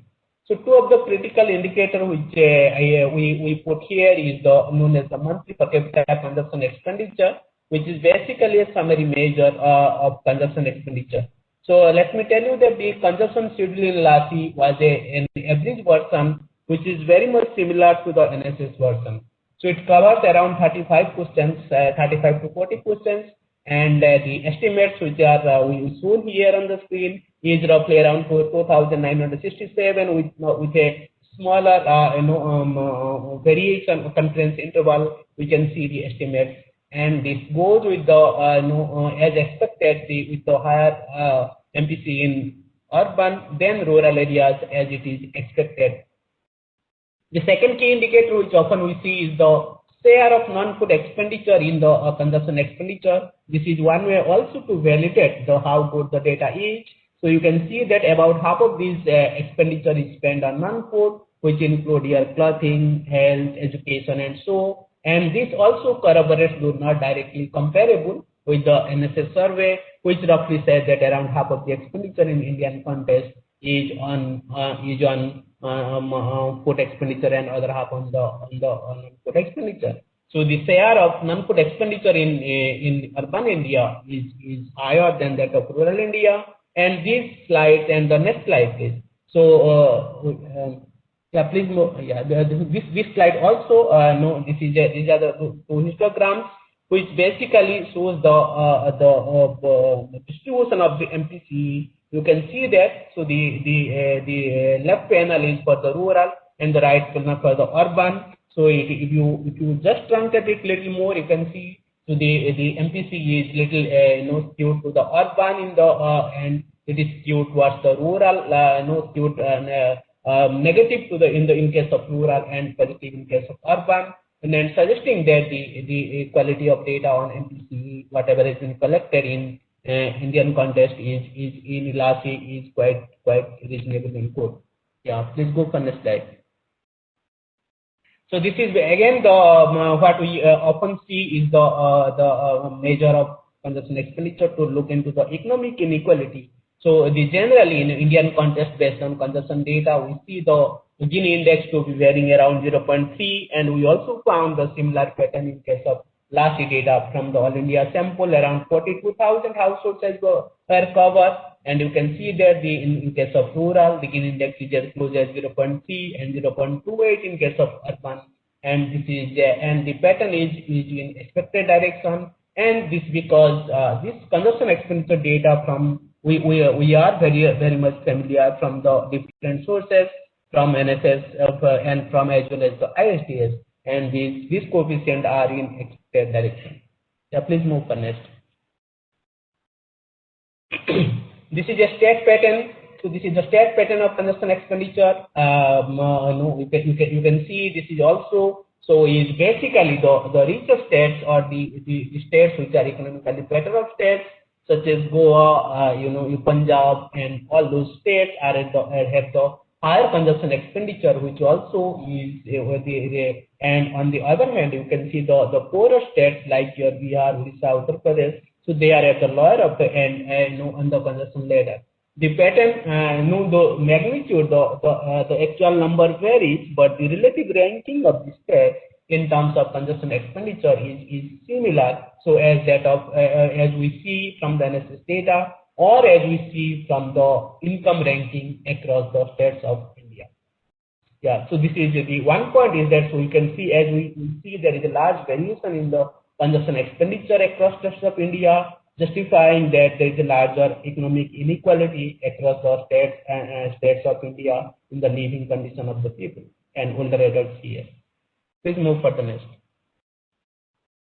And this is again the state pattern which is showing the share of non-food expenditure and food expenditure. So here is the again you can see that it is not only the national level, even at the state level we can see those states which have a higher level of consumption expenditure also tend to have the higher share of non-food expenditure. The non-food expenditure is segregated by a blue bar, and the food expenditure is segregated by a red bar. So you can see at the upper end we have the states like Maharashtra and Punjab, where almost about 55 to 57% of this expenditure is on non-food expenditure, And on the other hand, if you can go for the smaller states of poorer states of India like Bihar and Assam, where you can see almost the 56 to 57% of the expenditure are spent on the food expenditure. So the pattern is in other words. So the robustness of these estimates are not only for the country, also across the states of India. Please move for next. And this is one of the interesting indicator which we have at the household level, because the question was like was canvassed on the health expenditure of the households. So on the outpatient as well as hospitalization. You can see here that the monthly per capita expenditure for health expenditure as a share of consumption expenditure per capita is as high as 13% in Indian context. We see this figure roughly around 6% at national level for all population from NSS survey, because we have this indicator as well from the NSS survey. And in case of older adult household, this is as high as double the health expenditure per capita compared to those households or compared to all households. And if you look into the state variation in the health expenditure share of consumption expenditure is also large. It varies from as low as 5% in the state of Daman and Diu and as high as 18-19% in Jammu Kashmir. One peculiar picture you can find here, the health expenditure as a share of consumption expenditure is not only high in developed states such as Kerala, it is also equally high in the poorer state of Uttar Pradesh and Bihar. For example, 17% expenditure is on health in case of Kerala, and it is as high as 16.6% in Uttar Pradesh and around 15% in Bihar. Even in West Bengal also in the similar value. So this is both in terms of health expenditure, both the poorer states as well as the richer states. You can find a mixed pattern in the health spending, and on average, the per capita health spending is at least twice higher than the overall population what we see from the other surveys and data in Indian context. Please move for next. And this is by looking into different threshold of OOP as a share of MPC. So just we want to it is a very vague measure on catastrophic health spending, but just we can able to see the different threshold. So what happens and so what is the extent of financial catastrophe to the households in India? So if you see that the basic this is nothing but the health expenditure upon MPC as a share of MPC. It varies from at a 10% threshold, which is commonly measured. So it is as high as 35%. In other words, 35. So at least 35% households in India, adult households, are facing the financial catastrophe in terms of health spending. Of course, as you increase the level, so this will go down. But even you will see even at 20% level, if you have the 20% cutoff point, you can see as high as 1/5 of the households are incurring catastrophe. This is something which is really very, the burden is much more higher. And if you compare with the other overall population, so this is even much it is much lower. It is about as the it is much less. Even at the cutoff point of 30%, so even there are 10% households where their health expenditure accounts more than 1/3 of their consumption expenditure. So, and this is really much higher compared to what we have seen before. Please move next.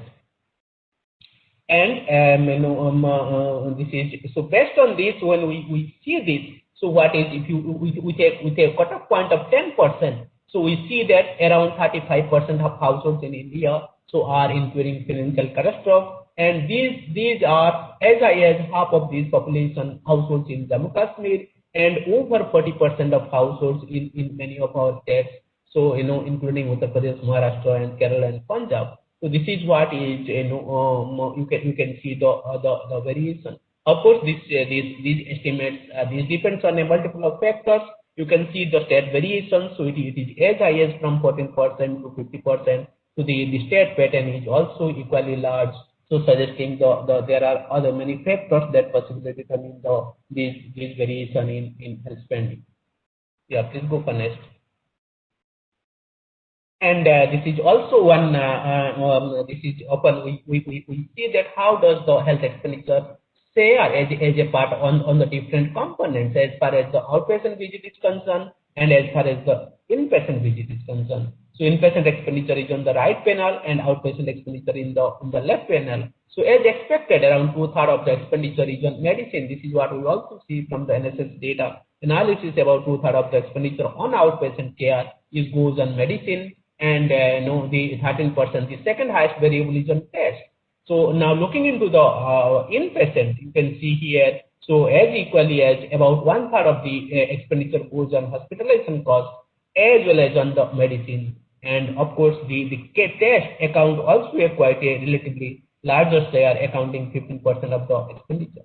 So basically this is what we observe in the general population is also similar in case of adult population. From LASI survey. Please move to next. And from moving the consumption, we have the data on the income.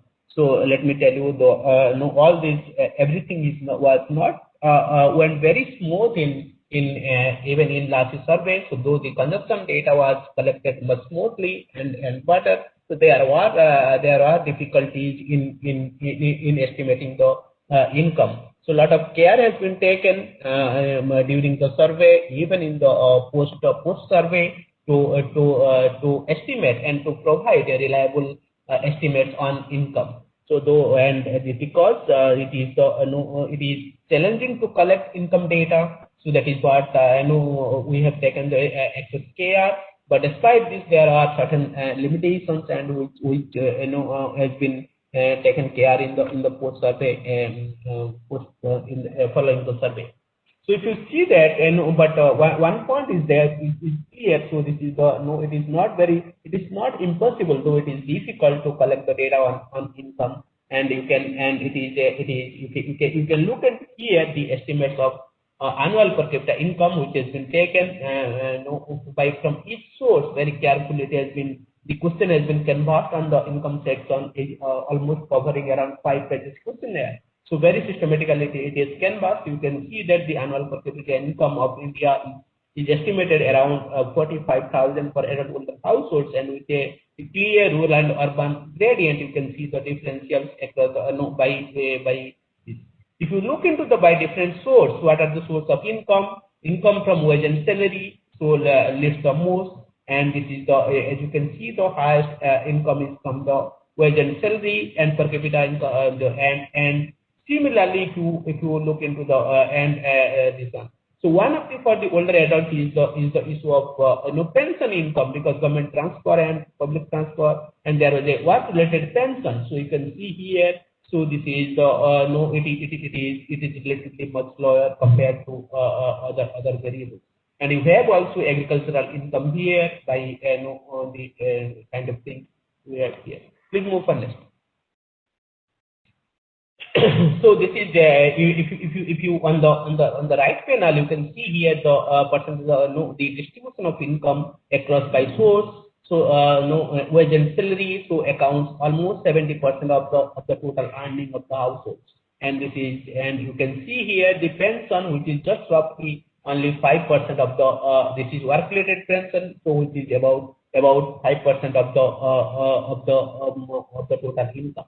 And this will be the other sources. This is agriculture just accounts for only 20% of the income. You can show here the differential by among the households with an elderly and without an elderly. This variable we have given in the report for the every economic variables in the economic chapter, and even in other chapter you can find the differential and differential households with an elderly as at least is lower income significantly compared to household without an elderly on average. Yeah, please move on next. Sanjay, can you? Yeah, just 2-3 points. Yeah. So this is just 2-3 slides. So this is a questions on the housing. So what is the you can see here the distribution of housing. I'm not going much into this. So, but if you can see that majority of the households, so they are inherited. So, a lot of questions on housing, almost 2/5 of them are inherited, and half of them are self-built. And the government programs, what is needed is receipt from state or state. Central government accounts 5% of the free housing scheme. What we see here. Please move on next. This is interesting slides to look into how the people indebtedness, because we go for the catastrophic health spending, we go for distress financing. If you look into the organ pattern, you can see here the healthcare expenses, people borrowing for loan. So his accounts have almost 1/5 of the loans. So because this is 26% is the largest domain, which is for which people borrow for. And if you go for the rural areas, so possibly the largest is for the purchase of agricultural assets and improvement loan, but healthcare expenses is nevertheless less. It is accounts for 50% of the total borrowings in rural India. Please move on next. And this is what is and this kind of information is for the first time possibly in the Indian context, where you can get the unit data on the loan and debts by the Indian households. You can see the state variation is quite large, and you can yeah. So go for next. And this is the last slide, basically to look into how does the MTC is varying with, because we are with the number with the wealth component, because we just have for this is a box plot, so which basically signifies that, so this is there is a positive association with the MTC and the wealth asset variables which has been collected. And so thank you. This is all about. Thanks. Okay. Thank you, Sanjay. I think he has given an account of what is really available in the LASI survey in terms of income, household consumption, and its details. As all of you know, such information is hardly available in any of the health surveys. So this is the first time a survey collects information on the income, survey collects information on the consumption expenditure, etc. Much more detailed in a extensive way, which we can use it for further analysis. Thank you for bringing out all the nuances of it. We will move on to the next one by Professor Agdeve. He will be speaking on housing, environment, and work. Over to you, Professor Agdeve. You can take 10 to 12 minutes, Agdeve.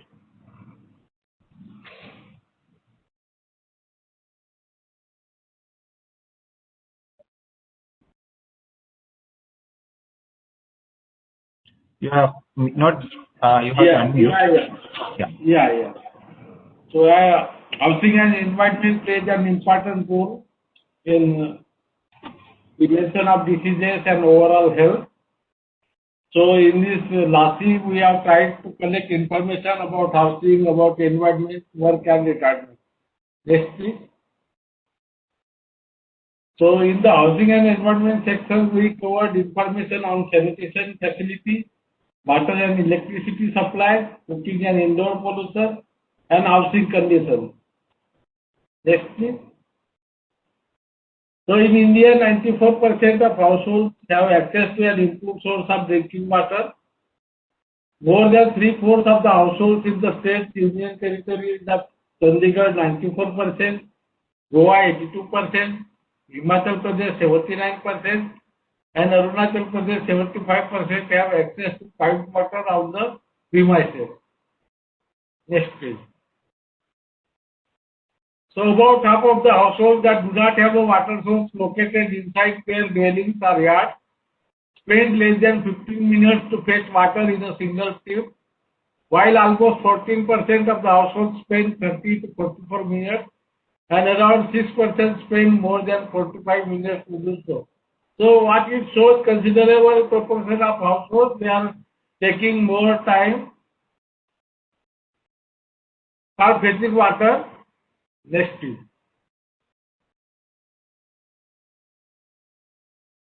So percentage of households using any method for purifying water, drinking water, because safe drinking water prevents many diseases. So we have tried to get information about the purifying of drinking water.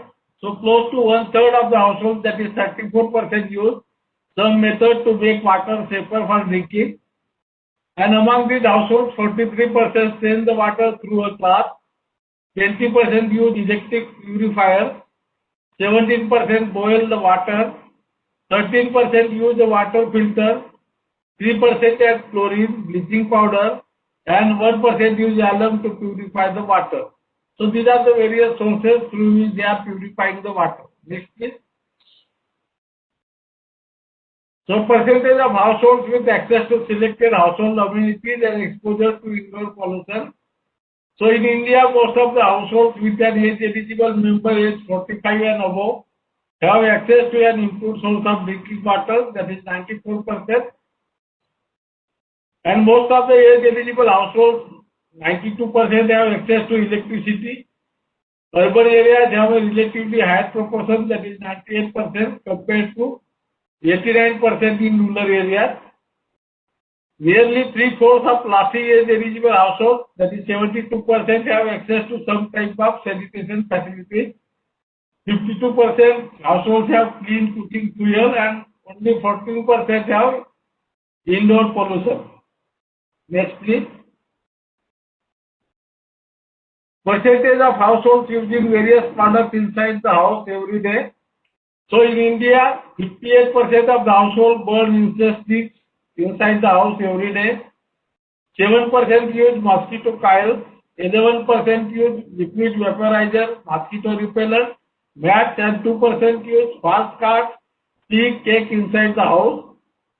In 23% of the households, at least one family member exposed to smoke inside the house.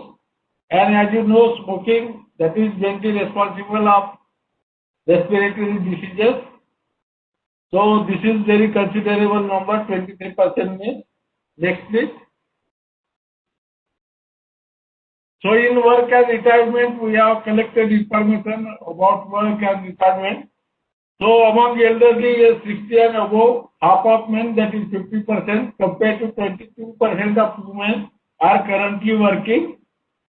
The proportion of elderly age 60 and above who are currently working is higher in rural areas, 40%, than in urban areas, 26%, indicating that rural elderly continue to work in the agricultural sector beyond age 60. Next, please. About 2/3, that is 62% of the elderly age 60 and above who are currently working are engaged in agriculture and are allied activities, either farm, fishery, forestry, agricultural labor. 17% of elderly men and 70% of elderly women are wage salary earners. Regardless of age, the proportion of women engaged in agriculture and allied activities is higher among women than that of men. Next, please. The mean monthly individual earnings from agriculture and allied activities for currently working elderly age 60 and above is rupees 4,856, rupees 8,142 for those who are self-employed, and rupees 7,012 for wage and salaried workers. Next, please. In India, 7% of the elderly age 60 and above who have officially retired from the organized sector of employment, and only 6% of them are currently receiving pension. Next, please.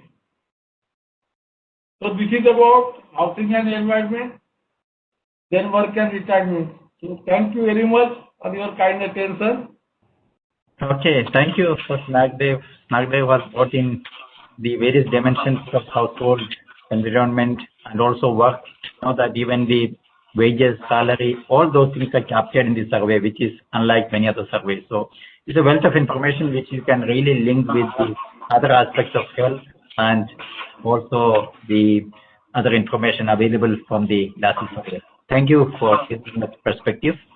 So let's move on to the next presentation, which is by Dr. Dipti Govil. She will be presenting on healthcare access, utilization, and insurance. Over to you, Dipti. You will get some 10 to 12 minutes.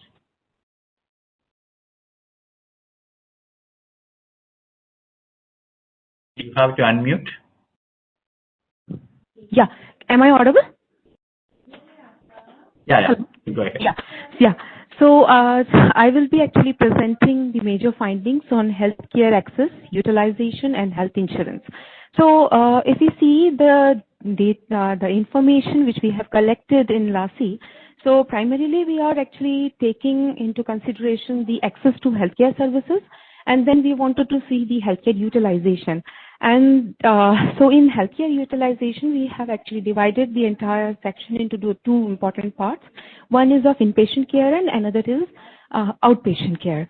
And once we collect the information on these two important aspects, we also talk about the expenditure which has occurred in case of inpatient care and the outpatient care and the healthcare. And then we cover the issues which are related to the healthcare insurance. So can we go to the next slide? Yeah. So now so the entire presentation actually we have divided into the three sections. One is the inpatient care, outpatient care, and then further it will be the health insurance. So if we look into the this particular slide, this slide talks about the inpatient care in case of country. So around on an average, if you see, the around 7% older adults age, which is age 45 years and above, were hospitalized in India during last 1 year prior to the survey. So this is a reference period for the inpatient care. So if you see the age variation, the first graph, the inpatient care is higher among the elderly, which are actually 60 years and above, as compared to the older adults, which are 45 to 49 years.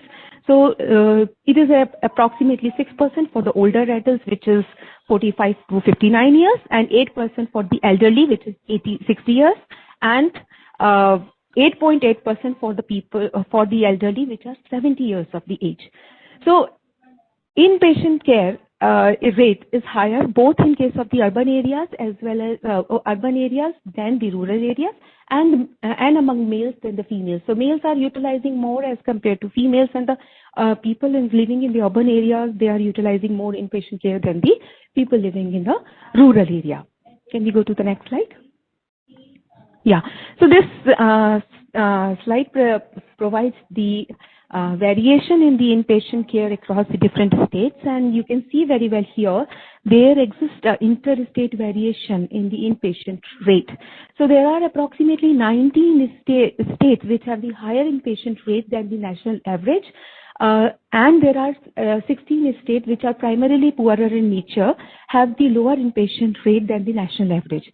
And if you look specifically, that Himachal Pradesh and the Tripura, around 11% older adults were hospitalized during last 1 year.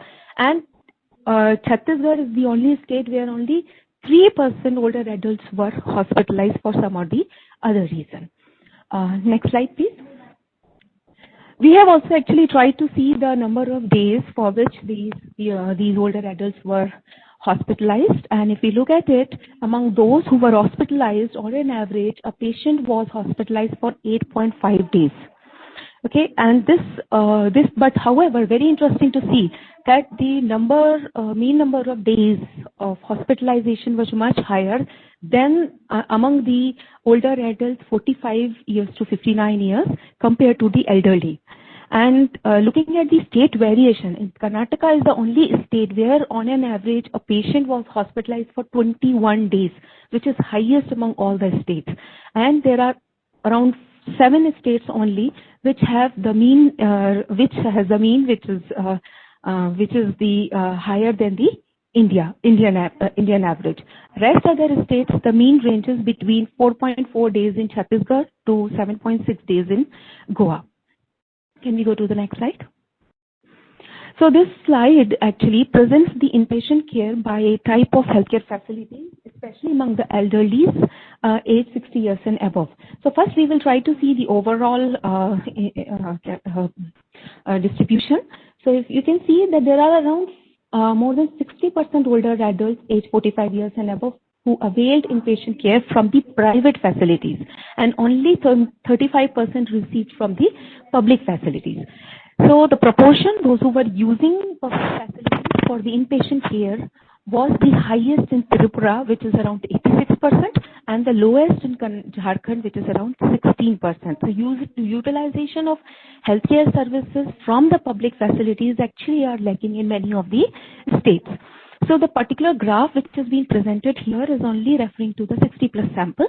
So the proportion of elderly who are using public health facilities for the inpatient care is the highest in Andaman Nicobar. There you can see around 97% of the elderly have sought treatment from the public health facilities.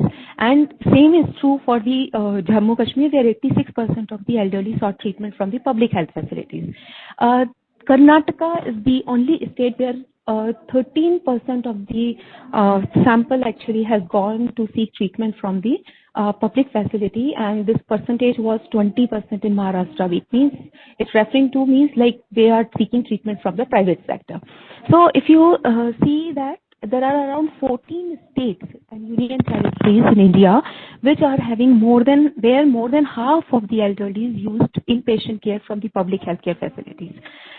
Then the use of inpatient care from the private health facility is high in Karnataka and Haryana, where 84% and the 77% sought treatment from the private healthcare facilities. And when you go to the Andaman and Nicobar, definitely there are only 3% of the people who sought treatment from the private facilities. Can we go to the next slide? Yeah. So this slide actually is providing information on the inpatient care by the various diseases according to the selected background characteristics. So if you look at the pattern very distinctly, the blue color bar, you can see that the non-communicable diseases is one of the major cause for the hospitalization. And among those who were hospitalized, around 63% were hospitalized for the non-communicable diseases. 21% were hospitalized for the communicable diseases, and another 10% were hospitalized for any other kind of a disease. For the injuries and the accidents. So this pattern is actually true in case of all the selected characteristics, that is the age, sex, and the place of residence. And the hospitalization for the non-communicable diseases was higher among elderly, urban residents, and men as compared to their counterparts. Next slide. So now let us look at the mean out-of-pocket expenditure for the inpatient care. The expenditure is provided for the private and public healthcare facilities separately. A lot of more information has been collected on this issue, so that can be actually accessed through the data. So if we look at the graph or the data which we actually have collected, the mean out-of-pocket expenditure for the last inpatient visit to the private healthcare facility is approximately 52,000 rupees. Okay, as compared to that is what is happening. It is in the private healthcare facility, but when you go to the public healthcare facility, where a patient has to spend only 8,877 rupees to seek the inpatient care. So the mean expenditure is more than two times higher among the older adults, which is the age 45 to 59 years, than the elderly age 60 years and above. And the mean out-of-pocket expenditure, if you see this graph, the second graph, the graph by the MPC quintile, the mean out-of-pocket expenditure in the private facility increased with MPC quintile.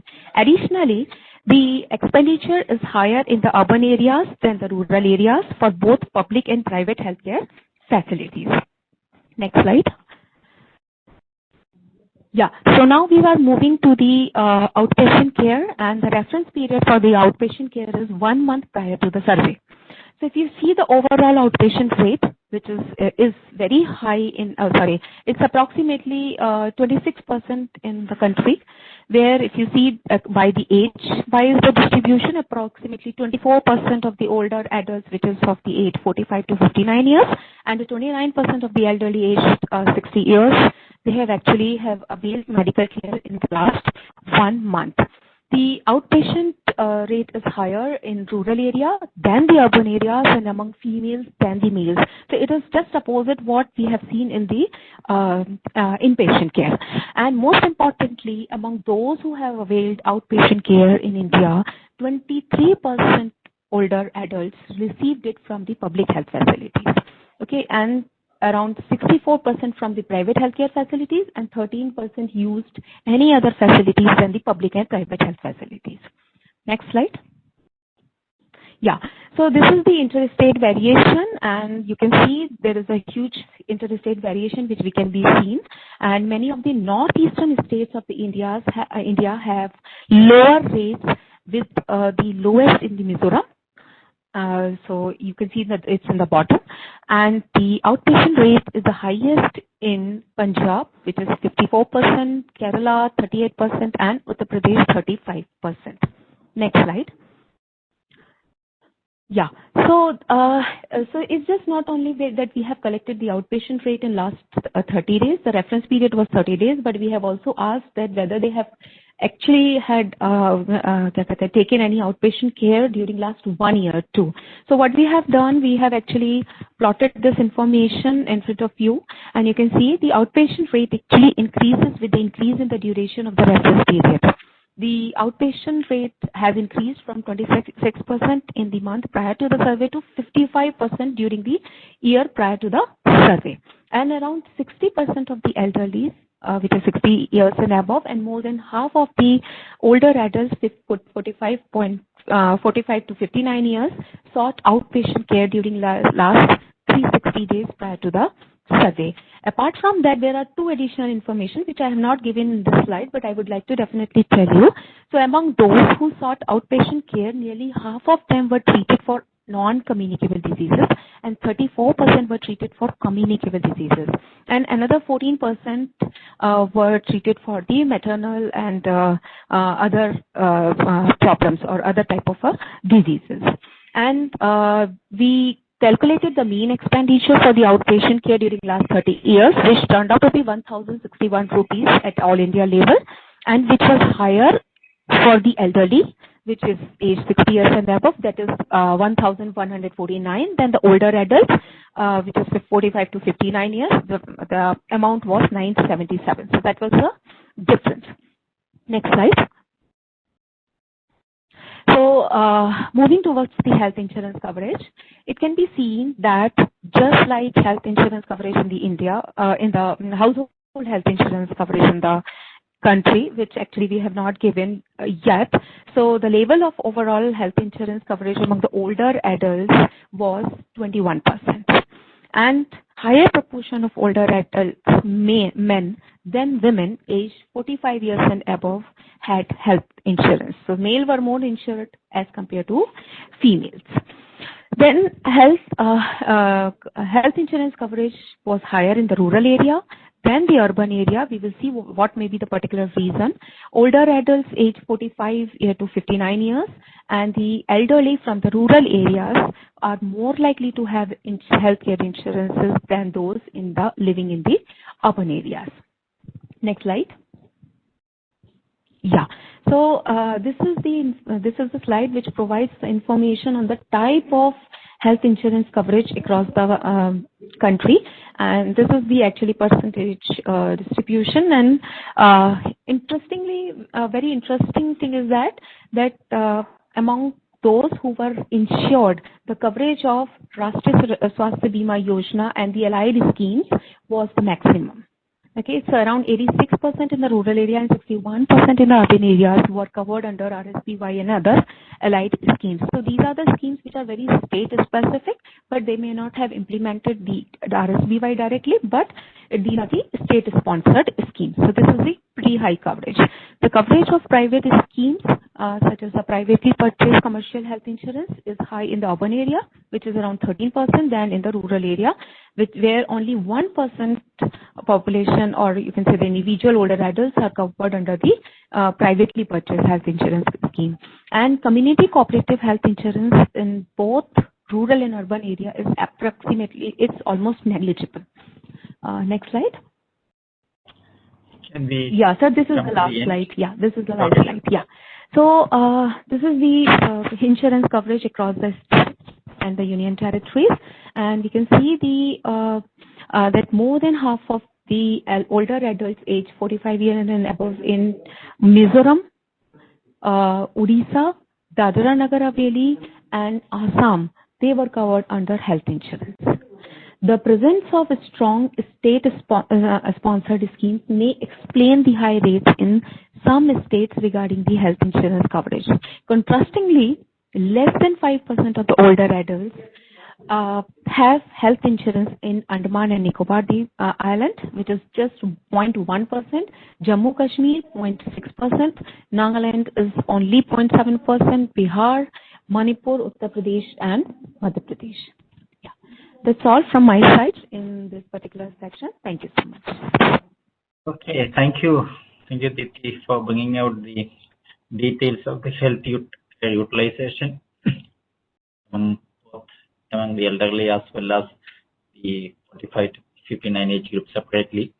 That gives you the complete understanding of the healthcare disease pattern as well as the utilization among them, which is similar to the NSSO survey, which usually conducts by the Ministry of Statistics, but at the same time there has been some variations like what Diti has mentioned. Okay, let's move on to the last presentation. This is on functional health and health behaviors by Dr. Sarang Pedagonkar, and thereafter we will have a small time for any discussion. In case you have any questions or comments, you can put it in the chat box right side or the question answer window, which is also available at the right of the WebEx. Okay, over to you, Dr. Sarang. Thank you very much, sir, and good afternoon to you all. So I will be now try to be briefly covering the remaining portion of the vast health section of the LASI. Next slide, please. So this slide explains about the percentage of older adults who are having any kind of impairment, and the LASI first data shows that about 11% of elderly age 60 and above, they are reported of having any form of impairment, that is single impairment, and this percentage of the prevalence was about 6% among the older adults, which are age 45 to 59. So in somewhat I will be using elderly for people age 60 and above, and older adults for age group 55 to 59. So the most common impairment was locomotor impairment among elderly, which is around 6%. It was followed by visual impairment around 4%, and then mental and hearing impairments. Next slide, please. So in LASI, we have also asked questions about activities of daily living as well as instrumental activities of daily living. These are the kind of skills which measure the functioning of a person. The ADL involves the activities which are required for carrying out day-to-day activities and to be self-reliant, whereas instrumental activities of daily living, these are the activities that the individual requires to function in a community or society in which he or she is a part of. So among ADL, among older adults, around 9% they had any ADL limitation, and 4.5% had 2 or more ADL limitation, whereas in the elderly that percentage was around 24% for a single ADL and around 14% was for 2 or more ADL. So having 2 or more ADL, it is a great risk of being dependent and requiring prolonged care from someone else. For ADL, for single ADL limitation by age-wise, it was 48% among elderly and around 37% for 2 or more IADLs. That for older adults was around 25% and 16% respectively. And when we see the rural-urban distribution, we can see that the prevalence of any ADL or IADL is more in the rural areas, and it is more among the female as compared to the male for each category of ADL or IADL. Thank you. Next slide, please. So, because of these various kinds of impairments, the people are required to use various kinds of aids or supportive devices, and the most commonly used aid or supportive device was spectacle or contact lenses. Among the use was, when we see the age-wise, the use of spectacles or any other supporting aid is more among elderly, and it is around 38% for spectacles and around 10% for any aid for physical disability. When we look at the rural-urban distribution, we can see a huge difference in the differences in the rural and urban residing respondents reporting use of any supporting any spectacle or contact lens, and similarly the difference is higher for dentures, but the aids for physical disability were more commonly utilized by people residing in rural areas. And when we see the sex-wise distribution, the use of spectacles or aid for physical disability or denture or hearing aid, it was more among male as compared to female. Next slide, please. Now, this slide shows the use of smoking, smoked tobacco as well as smokeless tobacco. So the upper portion here, it describes about the use of any kind of smoking of tobacco, and it shows that around 11% of older adults and around 14% of elderly, they are currently smoking, and around 2% and 5% respectively, they have discontinued smoking. For use of smokeless tobacco, around 18% of older adults and 22% of elderly, they have reported currently using smokeless form of tobacco, and about 1.6% and 3% have discontinued using smokeless tobacco. Next. So now we have also gathered information about the consumption of alcohol, and based upon the various definitions like infrequent non-heavy drinker who consume alcohol less than once a month, or frequent non-heavy drinker who consumes alcohol infrequently, but the consumption is more than 5 standard drinks or more than 60 grams of alcohol. So 1 standard drink means 10 grams of absolute alcohol. And heavy episodic drinking, which refers to use of more than 60 grams or more than 5 drinks of pure alcohol, or at least one occasion in the past 30 days. And when we are looking at this figure among elderly, about 85% they are lifetime abstainers, 9% are infrequent non-heavy drinkers, which is also called as social drinking, and 2.6% each are having heavy episodic drinking as well as frequent but non-heavy drinking. And when we look at the age distribution, we can see the heavy episodic drinking is almost similar among the elderly, whereas it is slightly higher among older adults. Rural-urban differences are quite high, with rural area alcohol consumption heavy and non-frequent heavy drinking is frequent non-heavy drinking is more in rural areas, and alcohol consumption is very high among male as compared to female. Next slide. So we have gathered information about visual impairment or any eye-related problem among older adults, and it shows that about 55% of elderly, they are having any eye-related problem compared to 39% of older adults. So all these conditions, the prevalence increases with age. The prevalence is slightly higher among male as compared to women, except for cataract, which is higher among female. The rural-urban differences in the any eye problems, they are more, with urban area is having about 58% compared to 41%, and the major difference is coming from the any kind of refractive error. Refractive error here includes myopia, hypermetropia, presbyopia, and so this is the diagnosed portion. So that's why we can see here in the urban areas, refractive errors are high. Cataract is almost similar sex-wise or even urban-rural wise, and glaucoma is also similar. Next slide. Then major prevalence.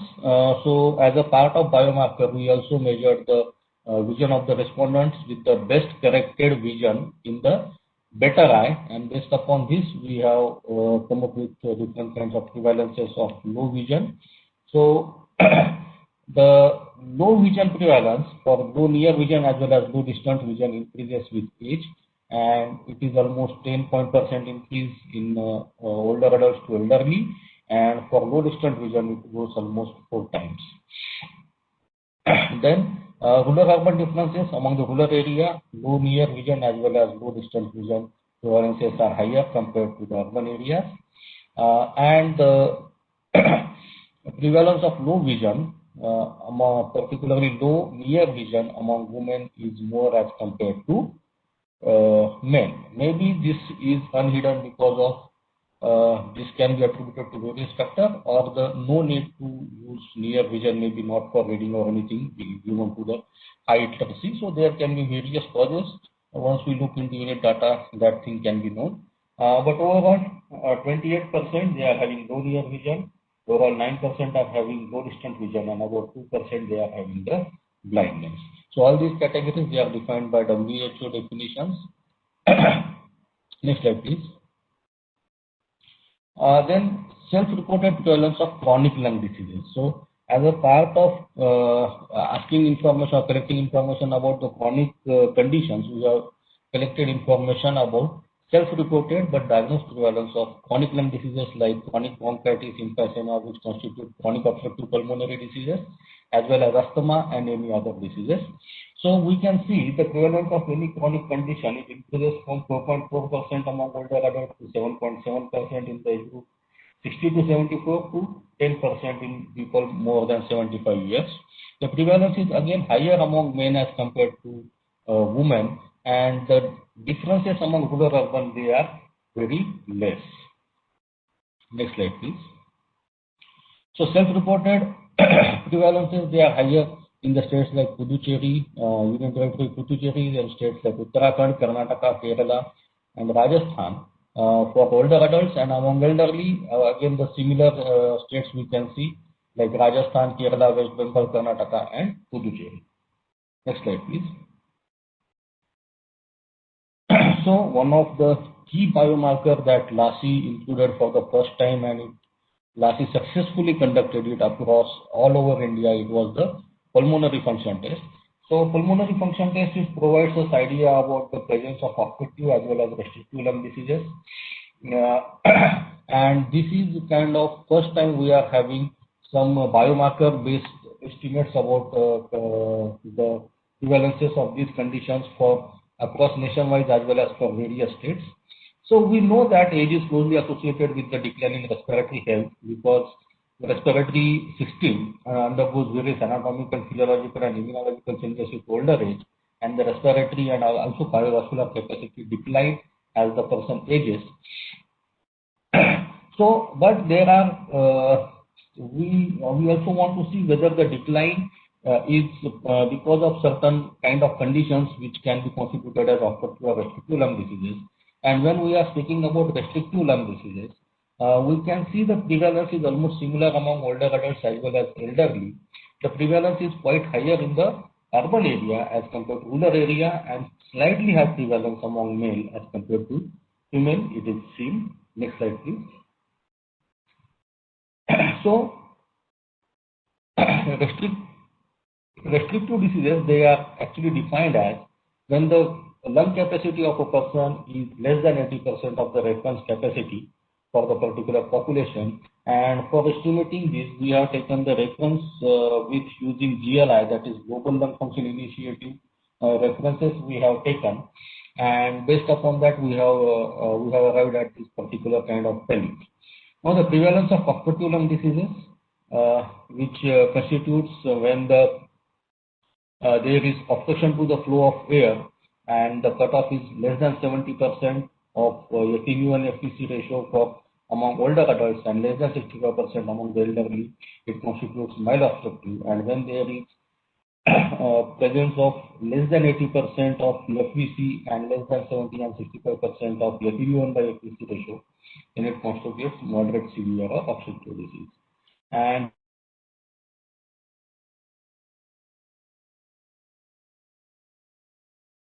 or to severe obstructive disease is higher among the elderly as compared to older adults. Then the prevalence of any obstructive disease is slightly higher in rural areas, plus that also for moderate to severe obstructive disease. And the presence of these obstructive diseases is more among male as compared to female. And total there are 9% any obstructive lung disease, and 4.8% is moderate to severe obstructive lung disease. Next slide, please. Dr. Farang, can we conclude? Yes, sir. Just 2 or 3 slides more.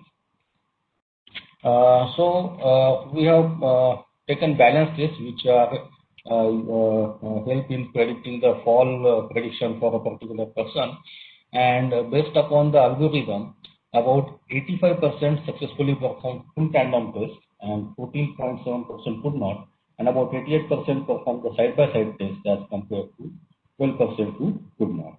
Next.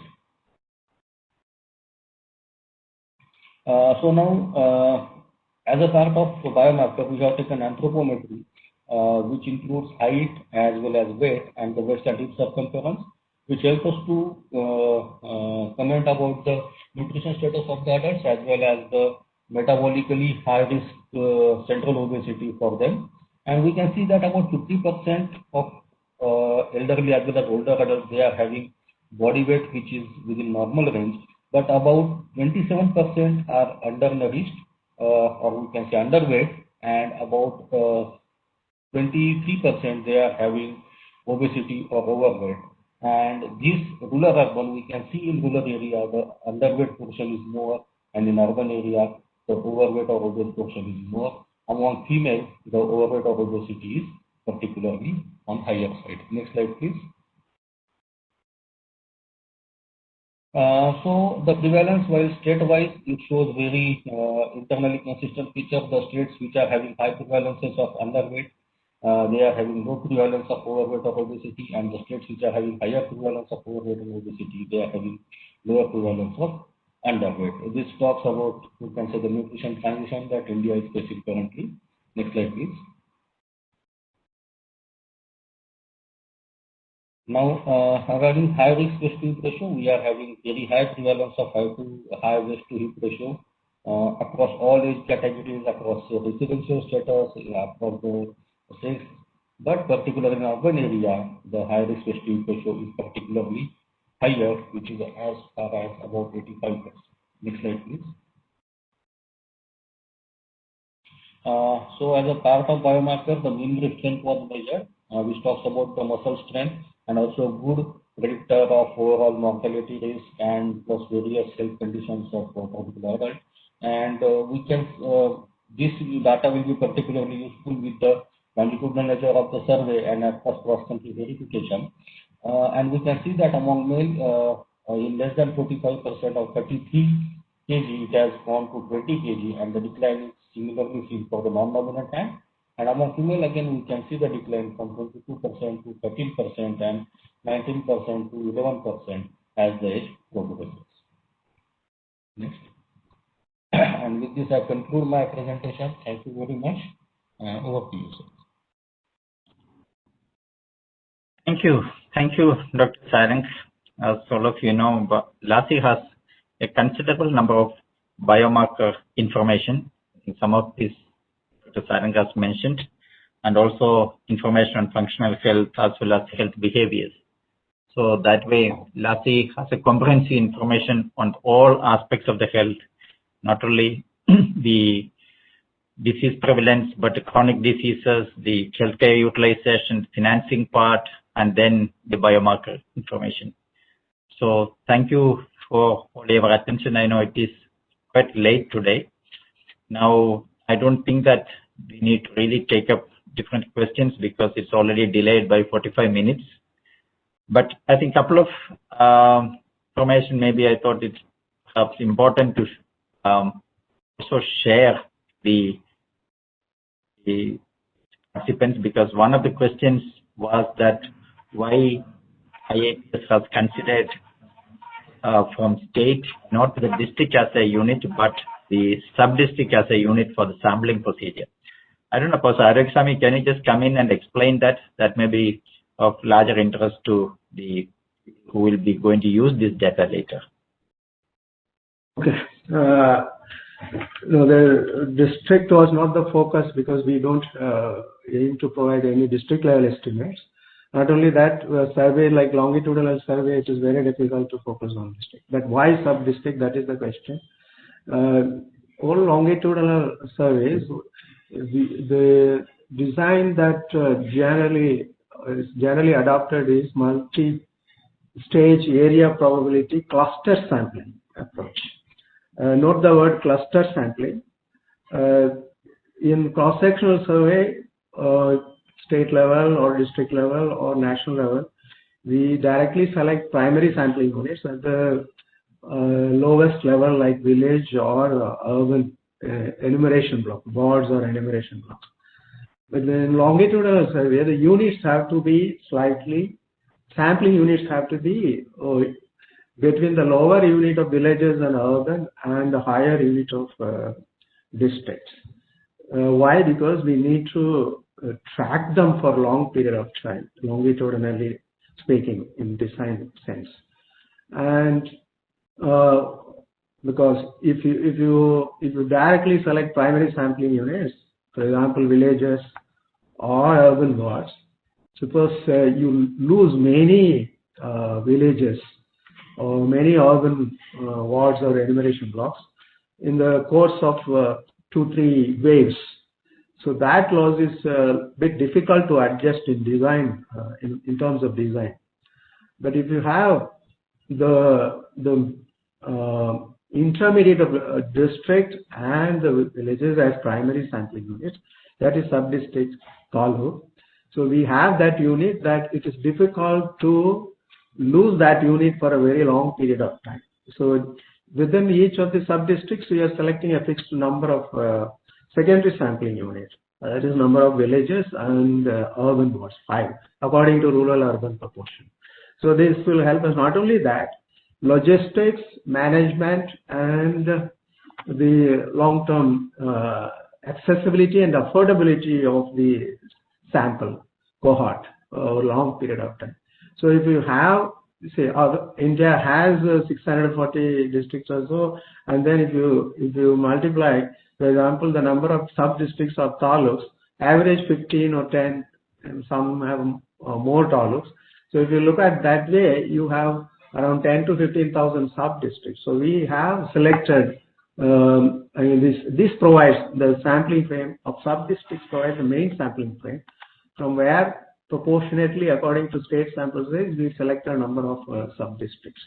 So following these sub-districts first as the first unit, primary sampling unit, much easier, we can track them, and we don't have that possibility of losing those secondary sampling units, they say after 5th wave, 6th wave. Only villages or the secondary sampling unit, villages or they are likely to lose. And this is also a standard design protocol in almost all of the longitudinal aging studies worldwide, and particularly longitudinal aging studies, the HRS studies. I don't know if I Okay, thank you. I think because it's too late now to really take up any questions. So thank you all for joining. It gives you a glimpse of idea on what are the information LASI has collected, what are the information LASI has for anyone actually to use it for further examination, linkages, causal analysis, and all those things are really possible through this extensive survey which is conducted. I think it's already mentioned, we have moving to the wave 2 of LASI, which will be visiting the same households, which will perhaps start towards the second half of this year. So that is about the LASI. Thank you all the paper presenters, that is PIs of the LASI. Thank you for a very insightful presentation. I think it was very enjoyable really to see the range of issues LASI has addressed through one survey. And it has been a very extensive questionnaire, as E.Bloom has already mentioned. It took almost 3 hours of time for carrying out the full survey in a household. So more than, I don't know what is the average time. It was considerable amount of time. And also all precautions were made to make sure that it is of the highest quality data which we get and which can be used for programs and policy implications, policy level at the country. So thank you all for joining. We look forward to seeing you in some other programs at the IIPS. Thank you, and let us close this session for today.